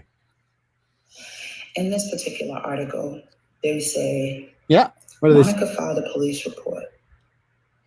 And they have a picture of the officer who I called and his wife. That's Leighton Facey. But they had details that the average person requesting a police report didn't have. What's that? The other thing that I noticed is that what details with us? The picture they used of the police. You know what details those would be? That she called Hyde Park police and they wouldn't take her report. Take a report, she had to go to B2 instead. That wasn't in the report, and that would be something that I had. And yes, that's true. Believe it or not, Monica, yes, Boston. Turns out when you support the police and you obey the law like I do, they're willing to tell you things that and also if you post videos online saying fuck the police, fuck the police, fuck the police, and twice on Sunday, they're not going to take hugely kindly to that either. I mean, you got Leighton Facey, but you don't got much else besides that, do you, Monica? And I don't even live in Boston, and the police, they like me more than you. So she goes on. Was them taking a picture of the police officer's screen, not that they requested the report and had the actual paperwork, but whoever this white supremacist is has a relationship with a cop and took a picture of the cop's computer screen, which was stupid because now we see that it was in the office. Immediately, when that happened, I was like, what the hell? So the detective who had been helping me contacted me day before yesterday. And he said, Monica, you haven't given me the information that I need so that we can move forward. Okay, what's that? I said, I haven't given you the information because I feel sketchy about even talking to you. She's like, the cops called her back. Or like, because she made up a bunch of shit. Like, yo, he's trying to kill me. Yeah. He's a white supremacist. And like, do you have any evidence that like he's trying to kill you? Yo, I've had death threats. Yeah, I see the death threats. I haven't. I must have deleted them. Yeah, I can't show you those because because you're the police. I'm feeling sketchy. You're collaborating with the white supremacists. Things have transpired that have me feeling uncomfortable. He's like, I said, this white supremacist organization dropped an article, and it had the officer who helped me, a picture of him and his wife. Yeah. And the things that they were saying are things that the average citizen wouldn't know. Nope. And I was like, for those reasons, I feel some type of way. He said, well, when you say you feel some type of way, what are you saying? And I said, I feel like it came from the inside. I feel like an officer leaked this information to the white supremacist organization. Leaked it, huh? And that officer said to me, What do you say? I was trying to be diplomatic, but it definitely came from the inside. Oh my God. Oh. And at the same time, Okay. I felt like, what the fuck did I just hear? Ooh. I felt like, what do you mean? Ooh, what do you mean? Then I had to put it into perspective. She said nothing for the last 60 seconds, by the way. No, not a word. Organization, and I've said it myself, that is to protect and serve Black people. The police are an organization that was created to catch and return slaves. Oh, okay, so there it is. We're going. All the Black women activists who have died. There's the race card. Okay, so there you go. So the same usual bullshit from her. So long story short here, the protest on Tuesday is not only against me, it's also against the cop who took the report because she thinks that I conspired with. So she's protesting Mark Coleman. She thinks the person who actually did her a favor by taking a report over the phone the guy rather who, than in person. Yeah, I spent the whole episode ripping the guy for being I called him a corrupt cop like 20 times for associating with Monica Cannon Grant, even writing that bullshit report. And now she thinks that he leaked that to me, as if he's the only person in the Boston Police Department who has access to police reports. Right? She's the only person. Like everybody knew about this fucking report. Like everybody's following this story. When I called Hyde Park Police, I didn't have to explain the story. They're like, oh yeah, we read the blog. We've been following. Like everybody knows. Everybody knows what's going on here, Monica. Like it's not some like secret here. Like everybody knows what's going on. It's word is out that you got it's just so hypocritical. Again, if you work for the Boston Police, this woman says fuck the police constantly and then runs to the police. How do you avoid talking about that if you're like a cop? Like you can't. Exactly. It's absurd. They must hate her. They must hate her. They can't say that, but they must hate her. They must. And so basically on Tuesday, if you guys would like to come, I'm going to try my best to be there. I swear to God, I'm going to try. I got to figure something out. I got to be there Tuesday. If you'd like to come, you're more than welcome to. However, I would request, I don't want Tony Fed there. I don't want people like that there that show up with and like start trouble. Like don't even, if you're not 100% committed to peaceful, nonviolent resistance, then I don't want you there. Like that's all I want. We want to the whole point of this is to contrast her violence and racism with love and peace and nonviolence. That is what we do. So like that includes even like defensive shit. Like when they get up in your face and they say don't say I'll knock you out if you hit. Like no. Don't say a fucking word like that. Like we're not going there. So if you would like to join us, you're more than welcome to. However, if you utter anything like that, I'm going to make you I'm going to write a blog about fucking you. Because if you even attempt to discredit what we are doing here, I fucking hate you. I hate you. I hate you. I hate you. I hate you. I want nothing to do with you. You embarrass me, and I will fucking blog about you. You are worse than Monica Cannon Grant. So don't even think about doing that. However, if you like to show up and peacefully protest racism, I talked to Rayla there. She's going to be there, obviously, and it's going to be interesting scenario. It will be interesting. She always brags about the crowds that she can bring, David. I can bring 44,000 people, and I'll bring all my allies down there, and we'll be doing all this shit. I got news for you, Monica. You organized 2 big rallies. The first was in 2017 when you just made up a lie that Nazis were coming to the Boston Common a week after the Charlottesville. Like, she benefited off of Charlottesville. She knows how to play the system. We know this. And the second rally, she benefited off of George Floyd. Those are the only reasons that she was able to get big crowds there, is because she had current event tragedies to rally people around, right? Yep. What is she rallying around people around now on a Tuesday? What if you're like an average, if you're some fucking basic bitch from Sudbury who's like, yeah, Black Power, I totally am down for the cause. Why you saw on the Facebook invite, there's 10 people going. Yeah. Like, what do you, I don't think it's going to be a big crowd for Monica this time. No. And you're going to see that how the mighty have fallen from her protest in June to the September protest. And that is 100% a result of Turtleboy. We threw Joe Kennedy in the Turtleboy graveyard because he associated with you. Everybody associated with you, Monica, is going down. And I got news for you. Michelle Wu, she ain't going to be there either. Michelle Wu's off of you. She's done with you too. So you've lost, you got nothing. You got Tito. That's all you got. You got fucking Tito. So congratulations to that. Anyway, that's a good question. Will you be playing her speeches again? Absolutely, we will be. And I hear we have a better speaker this time around. So you're goddamn right. We will be broadcasting that in some pilots. Let me read some donos we got here. We got M Job says, if you had to drive across the country with either Monica Cannon Grant or Bristol, who would you take? Ooh. He says, I'd probably take both and drive off a cliff. I would pick Monica Cannon Grant. Who would you pick?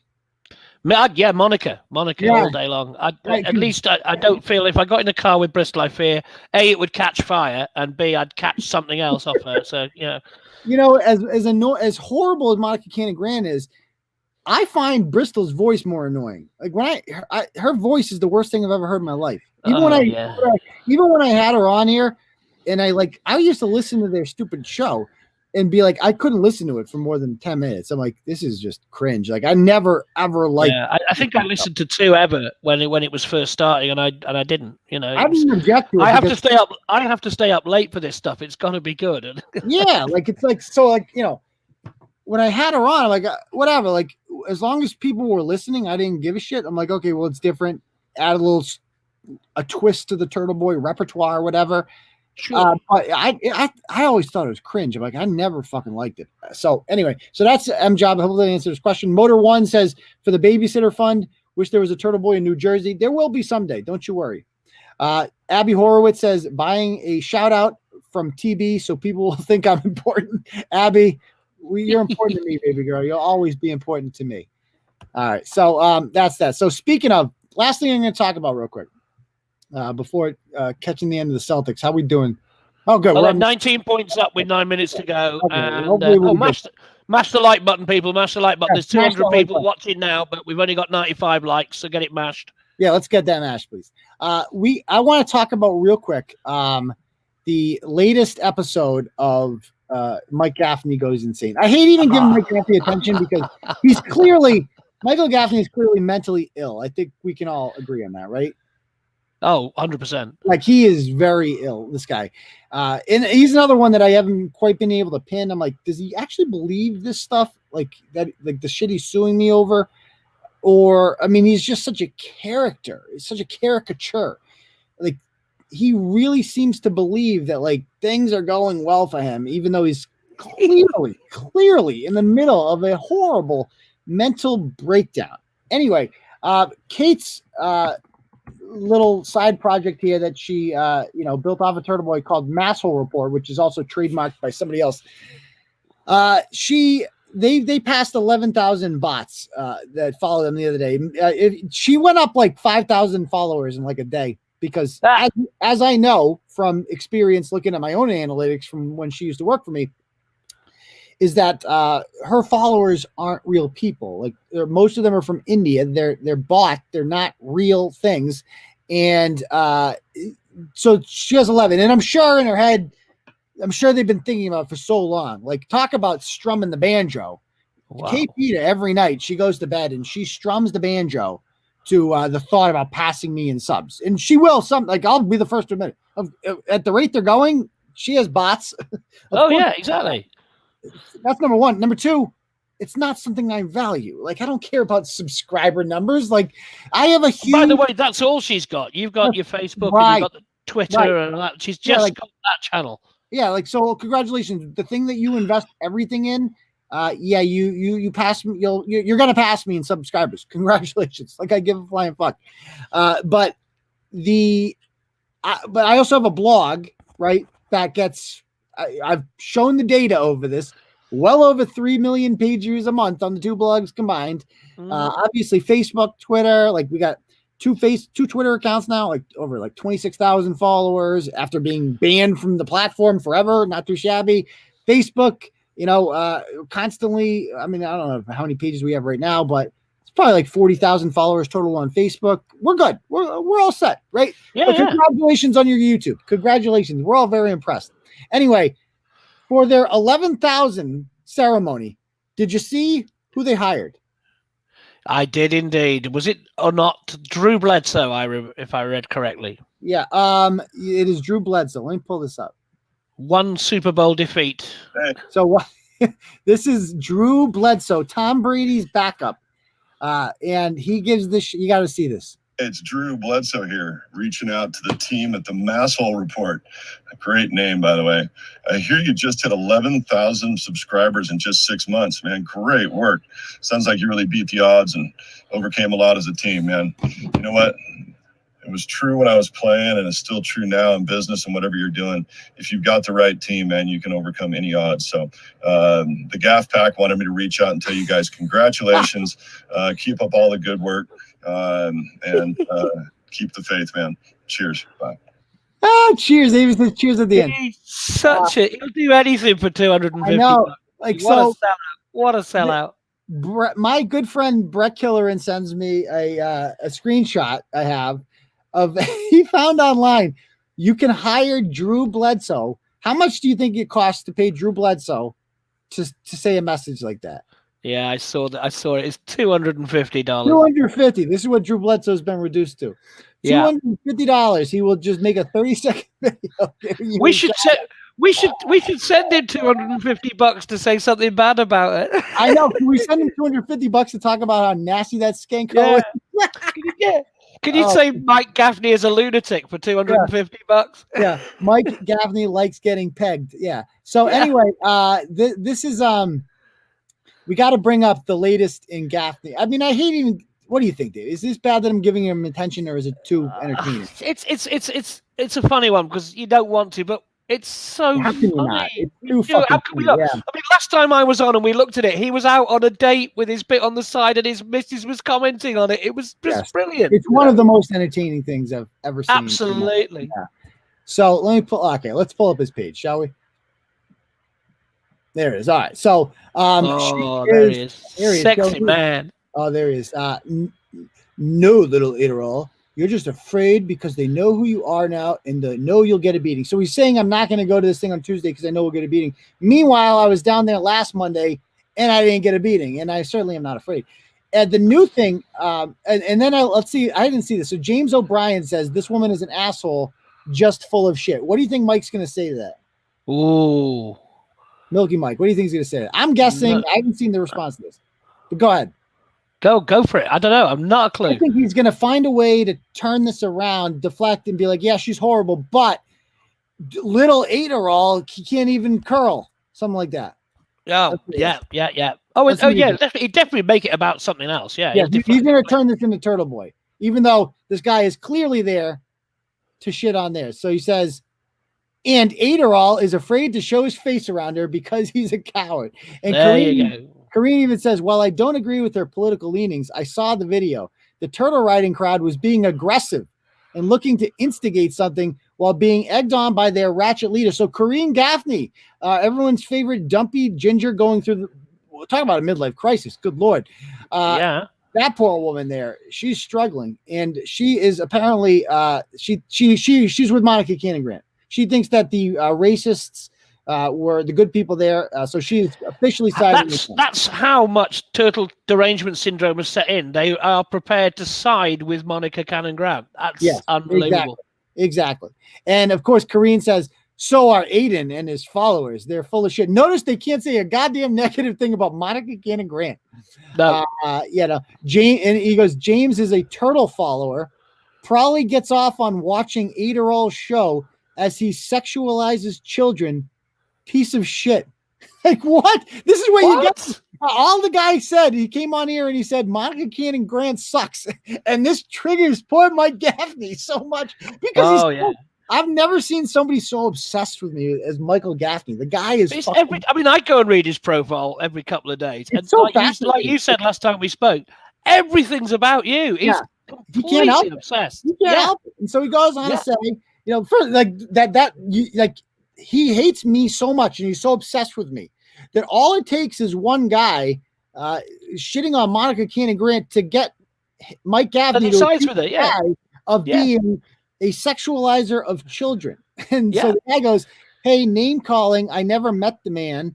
I heard Howie Carr talk about him on his show. So you don't know me. This guy doesn't even fucking know Turtle Boy is. Jeez. Guy's just I just don't like Monica Cannon Grant, dude. What the fuck? And Mike Gaffney says, you share his blogs as he attacks women and children. Mike, you shared my blogs 5,000 fucking times. Like, nobody shared my blogs more than Mike Gaffney. You're sharing my blogs right now. He goes, no, on my Facebook, I have no blogs. I've heard good things about him from Howie Carr. This is what pisses off Mike Gaffney is that Howie Carr likes me. Jeff Kuhn, all these people, they like me, they read me. Nobody even knows who Mike Gaffney is. He's absolutely anonymous. Yeah. He had some fame to him 3 or 4 years ago because I made him famous. He because of Turtleboy, because of me. He even admitted that. There is no Mike Gaffney without Turtleboy. I have that in writing from him. He said that. And so he's apparently so he shows a screenshot of James O'Brien sharing a Turtleboy blog in this when I called out the Catholic Church today, this upsets me, apparently. And the guy says, I'm Catholic, I'm ashamed. Good for him. I mean, this is a normal right too. Should be, yeah. You should be, he says. You were caught lying about sharing blogs. He's fucking insane. I didn't lie. I think these were articles. And he goes, so and then he starts sharing oh, look, did you see this one? This fucking video? Did you watch that video and let me know if you still support Aidan Kearney? He's so mad. Michael, this is how I know I'm winning is that he's so mad that people still like Turtleboy, despite his rantings and ravings, as we've seen on his page. It's fucking every time he posts something, it's him and the same people respond. He must be so bitter because he's not turning any heads apart from the 5 or 6 usual suspects from Arson Blarney, and he's converting nobody other than them. Nobody. All people are doing is watching a mental breakdown happen. And these people who are on his friends list still, the only reason people are still friends with him is because they like watching a dumpster fire. And all they do is just send the screenshots to me. They're dude, do you see Gaffney? Mike, everybody on your friends list, except for the 4 people who comment every time, we're all laughing at you. You are a fucking lunatic. You're insane. You write about me. And his new thing is going after Turtle Riders. He went after Andy Way. And the thing about it is he goes adding you to the Gaff pack. And then Kareen jumps in and all this shit. And I've been added somewhere. Yeah. Right. And you've been outed on there too. Tamise Brown, who by the way, that's Bristol's black alias. Bristol pretends to be black sometimes. Right. That's who it is. Okay. And so they do their whole thing on there, and Kareen's like, oh my God, it's crazy how they all seem to have multiple fake profiles to artificially boost Ratchet Aidan's numbers. I recall a few of telling us that they have 7 different profiles they use. There are probably hundreds of fake Turtle Riders. How many real followers does he have? He brags about and exaggerates page views when he has multiple fake profiles he uses to comment and like his own blogs and shows too. And by Dave, they're the ones who say that I'm obsessed with them. Yes, that's we've talked about this before. They have zero self-awareness. They talk about people's obsession in manically obsessive posts. I have completely broken these people. These were once respected people in the community. So funny. Who are angry as well, aren't they? They are so angry. It's so angry, brother. Wonderful. They hate that. Oh my God, everything's so they're like all those people, they're fake. And then Mike says, bring back the hit counter. Mike, I never had a hit counter. That was all in your head. He sued me and he claimed that I had like a hit counter on my website. I'm like, Mike, I never had a hit counter. What are you talking about? He can't fake it on YouTube, and it shows. YouTube is definitely harder to fake it. So they're all in on like, oh, subscribers matter. Mike is going to let Kareen watch him fuck the shit out of his mistress the night that Kate passes me on subscribers. Let's tell you what, she is going to sit in the corner and finger the fuck out of herself as Mike bangs his mistress with his 3-inch dick. That is what he's going to do. Let me tell you. Mike, yeah. Oh my God. Mini Mike is going to have a good time. And so there he is talking about Drew Bledsoe gives a shout out to the mass report. Backpack, as if he didn't pay for that. I mean, look at this. The day before, on the left is Aidan Kearney's turtle page. He's been around for over 6 years. Actually, the page we've been using YouTube for about a year, but that's okay. On the right, the little girl that dumped him. Masshole has been around about 6 months. 3.1 thousand viewers. Guess she doesn't need you at all. This is like, they think it's so important. Like, oh my God.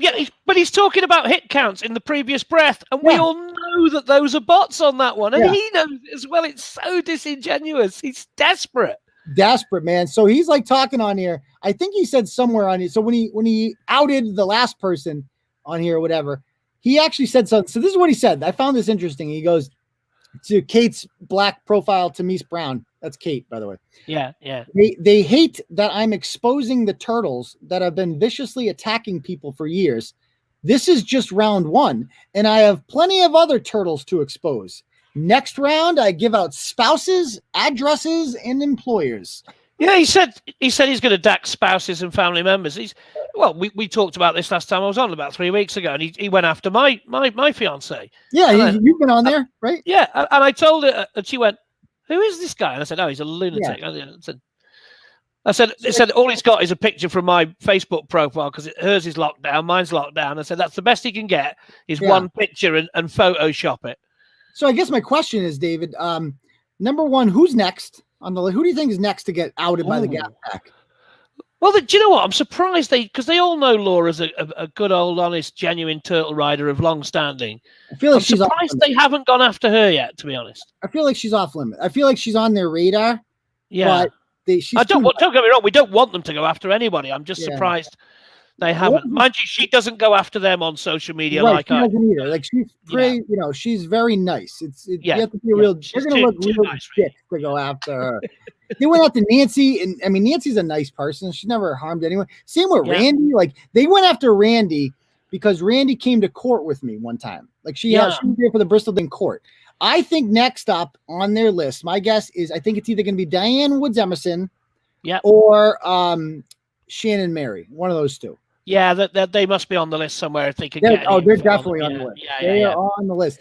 The funniest part about them is that Courtney could be good. Courtney's on there too. They might go after her. There's definitely some people on there. Oh, they will be. They will be. Yeah, like the funny part about this is like, first of all, if you guys want to get outed by the Gaff Pack, antagonize him a little bit more. Just add him as a friend and put one comment on his Facebook profile. That normally does it. Yeah. The funny part about this is that like he really seems to think that this matters. Like, oh no, Mike Gaffney is gonna put your picture on his Facebook page. Exactly. And then him and Kareen are gonna have a back and forth thing about how bad Aidan, how the mighty have fallen. Aidan's faking page views.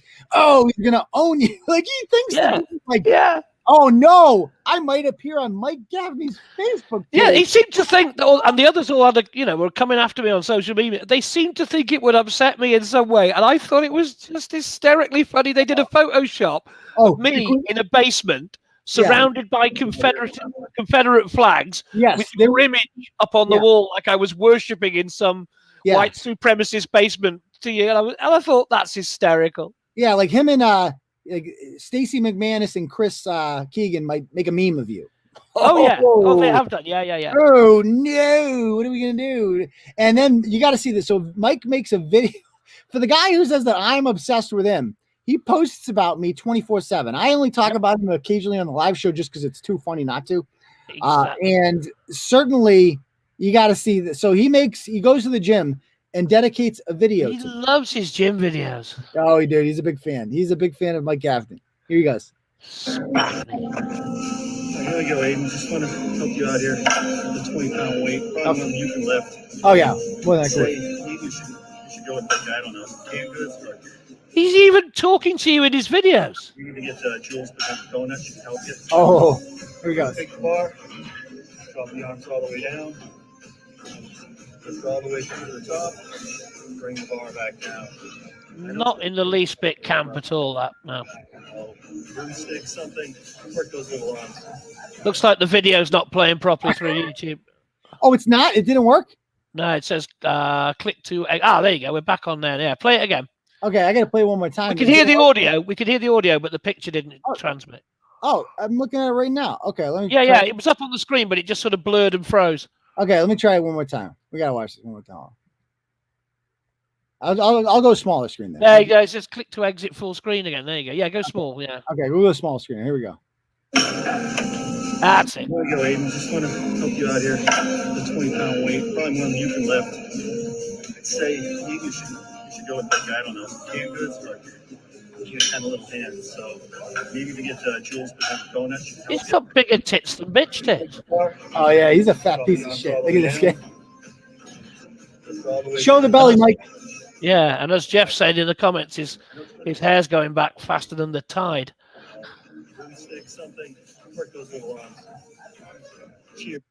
I mean, if you. Oh, look at those moves! Fantastic. Oh my God. Oh my God, that is too. Josh Abrams will be jealous of those babies. Like, I know, seriously, you're not kidding, man. I got it. I love the. Oh my God! Oh, he's so entertaining. Can I ask you something? Man, he does make me laugh. Do you guys think like, is he ill? Like, I still can't get a read on this guy. Like, does he really think that he's like winning something here? Like does he not realize that everybody's laughing at him? Do you know what? Yeah. Have you seen the Monty Python film, the Holy Grail, where the knights are seeking the Holy Grail? And there's a famous scene with the Black Knight where he cuts his arm off, then he cuts his other arm off, then he cuts his leg off, and the Black Knight's still there going, "Come back! It's just a flesh wound. I'll bite you to death." And it's that. He's completely beaten, and he still thinks he's winning. I think he's insane. Like, he's clinically. Oh, yeah. He's clearly mental. Yeah. Yeah. I mean, that letter he wrote to me. I mean, just the stunt with the flyers. Like, nothing about this guy is mentally stable. Absolutely, not one iota. And he, in his mind, I really think that he thinks he's like winning here, and like, oh no, Gaff Pack is gonna. And so hashtag Gaff Pack. There's like 4 people in this pack. Yeah, like owned. He got us. He got us good. He got us good. Like the same 3 people commented on there. Oh no, he's Joanne Russell in the comments. She's quite right. He's a complete narcissist as well. Yeah. But he has no reason to be. Like, that's the thing about it. It's like, Mike, you are like, first of all, you look fucking weird. Your head is extremely small for your body. You're like, 6'2", 6'3", whatever. And then you have this kind of like miniature head. Like it's like a triangle. He starts wide at the shoulders and then tapers down to this little scrawny set of legs and the tiny penis. Yeah. I never understood why his head was so small. It looks ridiculous. And it's the bleached blonde Eminem meets Rand Paul thing that you got going on. It's for a grown man who's like 50. It's like, it's like the alien in Men in Black where he blasts his head off and a little tiny head grows back instead. It's like that. It's fucking weird. And like, dude, like, okay, congratulations. You lift. You have nothing better to do. You obviously don't work very often. You're just blowing. I don't even know where the fuck he gets money from. He can't have much money left. And congratulations. But like, ultimately, even though you work out 24/7, there's a reason that you keep your shirt on. Like, you're obviously fat. Like, he's got a big fucking belly. Like, I don't want to get too vain here about this, but like, he is fat. No. Yeah. I mean, and the tits he's got as well. Like those aren't big muscle tits. They're not pectoral muscles. They are breasts. Tits. Yeah, those are legitimate. Like, I can milk those things. That's why you milk Mike. I'll milk the shit out of those things, baby. Trust me. Say no more. And it's just he has to be insane. There's no other way around it. Like, I'm dealing with a lunatic. Yeah. Kate Peter, I don't think is insane. She's just an evil cunt. And she's just using him because Kate Peter doesn't know the first thing about law. And she's also now threatening to get, I'm told you she's threatening to get George Leontire after me. Oh, I saw that. Like, she could afford, with that $1,600 or whatever she raised, that's about 4 minutes, 20 seconds of Leontire's time there.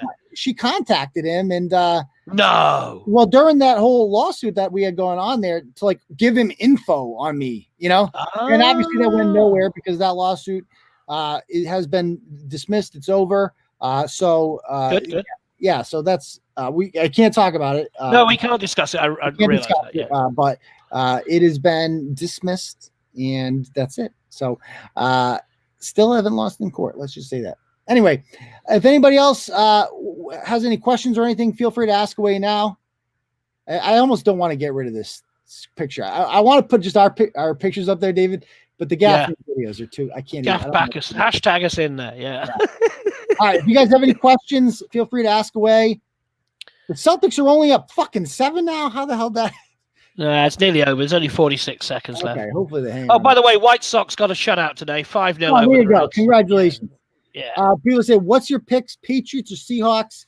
Panthers or Bucks?" I think the Patriots are going to win tomorrow night, guys. I do because there's no home crowd. That's the beauty of COVID. I definitely think we're going to surprise some people going there and get the win because God loves us more. Panthers or Bucks? The Tampa Bay Bucks tomorrow. It's going to be vintage Brady tomorrow. They are going to tear the Carolina Panthers a new asshole. Have you heard anything about Taunton police looking into Kate's false police report? No, I haven't. I mean, I was the one being investigated there, not the one doing the investigating. So obviously that went nowhere. Kate lied. And by the way, so the funniest part about this is that the 200. So she's asking for money to raise money for this fucking lawsuit that never happened. So she's just defrauded these people because there's no lawsuit. And now all of a sudden they're paying $250 to have Drew Bledsoe. So once again, they have defrauded their own. Where that money came from, yeah. And when will my question? When will Michelle Olsen be demanding receipts? Like she'll want to see receipts as to where the money went. Absolutely. Yeah. Kate better not go on holiday anytime soon. Yeah. So thank you, Laura. There's the full screen for you. What else we got? Any other questions? David, why not have a cam? They said. I don't have one, but work have sent one this week. It's in the box, and we're going to start zooming. So I guess next time I'm on, I'll crack it out the box, and you can all see how hideous I am in real life. Interesting. Yeah. M. Jobs said, "Did you know Charlie Weiss Jr. coached against Notre Dame today?" I did not know that. I mean, Notre Dame was playing a fucking high school team today. That was not even fun to watch. I mean, I guess it was fun. It's like it proved absolutely nothing what they did today. Absolutely nothing. Who would you prefer being trapped in the car in a room with? No cameras for 24 hours. Isn't that kind of the same question? Same thing, yeah. Is he asking me, like, who would I fuck? Ooh, God. Ooh, God. Neither. But what's the third option? Watching them fuck each other? Oh, no. Yeah, good. Oh, my God. That's worse. That's worse. Yes, I'd rather watch the guy from Fitchburg, Tony Lavoie, fuck his mother than watch Monica Cannon-Grant. That's go scissor with Kate. Yeah. Does Kareen bang other dudes? No, because nobody will fuck her. So I don't think she bangs other dudes. Oh, she just watches and diddles herself. I don't think Mike lets her. Last time Notre Dame played Southern Florida, they lost. I remember that. That was the longest game in college football history. It took 7 hours. It was during the middle of a thunderstorm. I remember that game well, like 8 or 9 years ago. No, not fuck debate. Oh, to debate. Who would I rather debate? Kate Peter, because I would smoke her. Good. Monica's like dealing with the fucking, a moron. Everybody knows Monica's a moron. Like I could expose Kate. That's why she won't debate me. Neither of them will debate me, but Kate especially knows this. Kate knows I'm smarter than her. I don't think Monica Cannon-Grant knows that, All right. Any other questions? What do you think about the Supreme Court replacement? Great question. Fucking thrilled, obviously. Not R.I.P., RBG. I know we got to say that. She's going to die anyway. It was a miracle she survived this long. First thought about that is that she fucked over liberals real bad by not stepping aside when Obama was president so that he could name her replacement. So, it was all like girl power. And then she dies when Trump is president. And so there should be no question about this. It's really fucking simple. You nominate he should have nominated someone today. Nominate someone tomorrow. Amy Coney Barrett, just fucking not only nominate it, don't have hearings. There's nothing in the Constitution that says the Senate has to hold hearings. Bring it right to a vote. Because guess what? Everybody's got their mind made up anyway. Every single Democrat is going to vote no, but there's only 47 of them, so it doesn't matter. And I'd also like to thank Harry Reid, the former senator from Nevada, who eliminated the filibuster essentially in the Senate for Supreme Court nominees. And because of him, what used to happen, David, is that if you had 40 out of 100, you could just prevent the Supreme Court nominee from getting through by filibustering it, just talking forever, right? How many did you need? Now you just need 50. Before you only needed 40 to stop it, 40%. Right. So they moved the threshold basically. Yeah, Harry Reid did it. It's like, no. I want it 50-50 to make it basically easier. All right, so that way, because at the time the Democrats controlled the Senate and the Republicans used to be able to obstruct by just filibustering. So, but he didn't take into account what happens when Republicans have control, which we have now. And so as a result, Trump's got like 45 days left before the election, and he needs to fucking nominate in case he loses, in my opinion, as a conservative. This is it sounds like a sensible move if he wants to keep control of the Supreme Court. And people are like, no. Well, they point back to in 2016, Merrick Garland. Obama appointed Merrick Garland in February of 2016, and he was obviously a liberal justice or whatever, and the Republicans controlled the Senate, and they refused to even have a hearing for him. And people criticize them for that, but guess what? That's politics, bitch. They control the Senate, so it is what it is. And they made up some bullshit about like, oh, well, we don't do that during election years and blah, blah. No, you just didn't want to nominate him. Just admit it. We just don't want to put your guy on.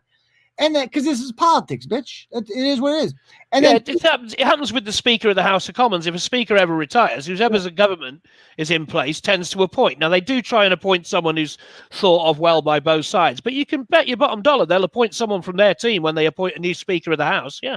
Yeah. And so the Democrats the Republicans control the Senate now more than they did a couple years ago. So when Kavanaugh gets nominated in 2018, they showed their true colors then. This was 2 years ago.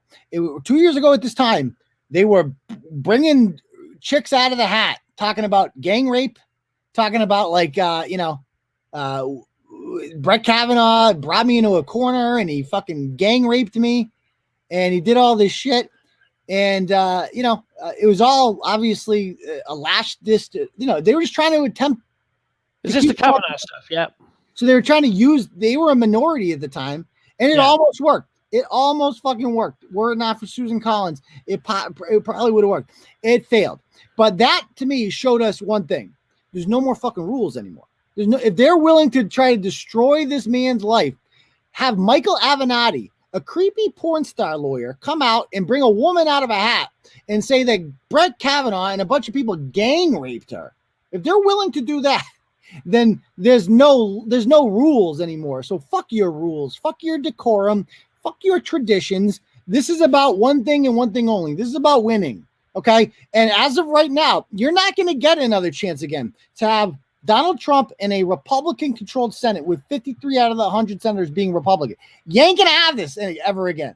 You need to do it, and you need to do it now. Fuck tradition, fuck etiquette, fuck getting along with these people. They clearly don't want to get along with you. So why they will do anything to win. If you think for 1 second a Democratic president and a Democratic Senate wouldn't put someone through the Supreme Court before an election right now, you don't know how they operate. You don't know how committed that they are to winning. You need to do this fucking now. Fuck all the critics. Just get it fucking done, because whoever sits in that seat is going to be there for 30-something years, and make sure it's a woman too. I mean, I would prefer Amy Coney Barrett, just somebody that can't come forward with a bunch of fucking chicks and say, oh, she scissored me to death. It's like she fucking, like something like it's not going to be believable if it's a woman. It's not.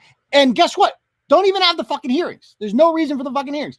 Why would we have a hearing? So that we can just go through the motions of you saying that, oh, you're evil. Like, we don't want you in the court. Like, no, we already know how they feel. We know how we feel. Get it over with. Just fucking get it over with. So Amy Coney Barrett, it's going to be the next Supreme Court justice. Telling you right now, Donald Trump is going to do it. He came out and said it today that he's going to do it. And oh boy, it is going to be the next. They'll hate that. Thing. Oh yes, but they're going to hate it anyway. They're like, oh yeah, they're threatening to riot and loot. It's like, oh no, don't do that. We've never seen leftists riot and loot before. Oh, they might burn something. They might fucking raid a Target. Oh my! Yeah, we've seen that one. We've seen that one. And I love how that's like their solution. That like, if we don't get away, that's their go-to ploy now. Yeah, we'll burn cities down. Yeah. So that's fucking awesome. That's fucking awesome. You've got someone in the comments keeps supporting Monica. That's insane. Yeah. So Cherokee says, "Oh my God, doesn't he keep up with this? He already said a woman, and he will do it Monday." When did he say that? I must have missed that today. I'm sorry, I didn't fucking see that. He said that. It's like I keep up with this as best I can, buddy. I know, Cherokee. You're way fucking great. You're way ahead of me. Anyway, Monica, Sarah says, "How many cops do you think will be left after the Reform Act?" Fade him. We'll see if Charlie Baker signs it. He hasn't signed it yet. Anything else? I mean, they're not good. The older cops aren't going to leave because they got their pensions, you know. But I definitely think it's going to deter younger people from wanting to join the police force. Yeah, like anytime the Republicans appoint a Supreme Court justice, they always pull the sexual abuse card. They did it with Clarence Thomas. I remember the Clarence Thomas one, yeah. They were Robert Bork when I was a little kid. Like they invented this. Supreme Court nominees used to be smooth sailing, David. It was like a tradition like none other. Yeah. Like no matter who the president was, whether or not you were in the party, if he supports a nominee, you just vote for him, period. Yeah. I mean, it was like, Ruth Bader Ginsburg got through 97-3. Almost every single Republican voted for her, even though they can't stand what she stands for and all this shit. They're just like, that's how it was done. And then Democrats changed the game. They changed it to like, who done raped you yesterday? And Republicans never fought dirty. And now they need to do the same fucking thing. Fuck the rules. That's why we got Trump in office now, because he doesn't give it. This ain't Jeb Bush's America. And they need 53. Now, 2 Republicans have already come out and said, Lisa Murkowski and Susan Collins, that they're not going to vote for it. That's fine. We can win without them. All you need is 50. We got 51 as of right now. And guess what? Mitt Romney, he's going to vote for it. Mitt Romney's big thing is he just doesn't like Donald Trump personally. And so that's why he voted to like. Is that why he's been siding with Democrats and going on Black Lives Matter marches and stuff? He's just being bloody. In your country, David, we would refer to Mitt Romney as a right cunt. He is just a right cunt. Right cunt, yeah. He's not right just a cunt. Yeah. He's a right cunt. Right. But at the end of the day, Mitt Romney is a conservative. And so if a conservative justice gets appointed, Mitt Romney is going to vote for him because he's also from Utah and he represents a very red state. And he knows that he needs to vote yes in order to do that. The other 2, Susan Collins is from Maine. That's technically a blue state. It would be hard for her to vote yes. I totally understand where she's coming from, but the rest are all going to vote yes. I'm telling you right now. Yeah. All right. Last minute questions. It's been a long fucking show. Celtics hold on to win, right? Yep. Okay, good. I'll check the highlights after that.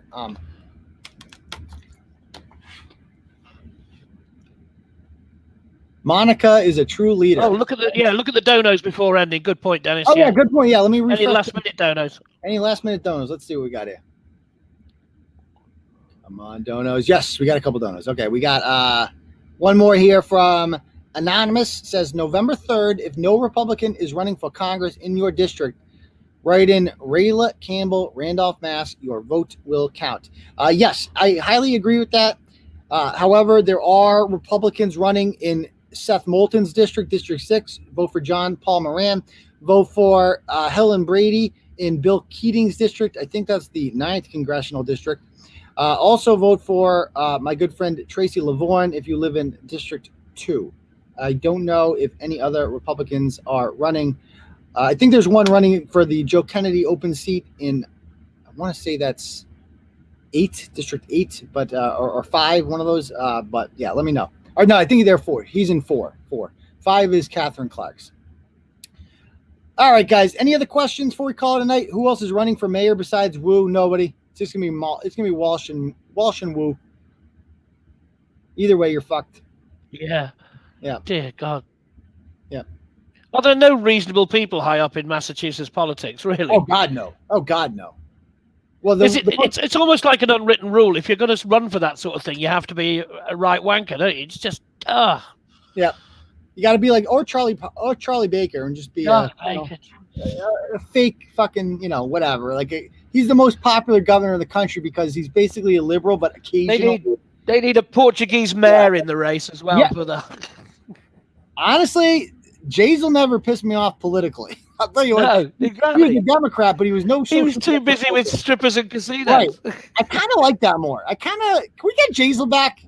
Let's get Jays. I kind of get why people voted for him now. All right, guys. We will see you guys all on the next episode of the live show. David, thank you for coming and joining us tonight. Absolute pleasure as always. All right, Turtle Riders. We will see you all on Tuesday. Peace.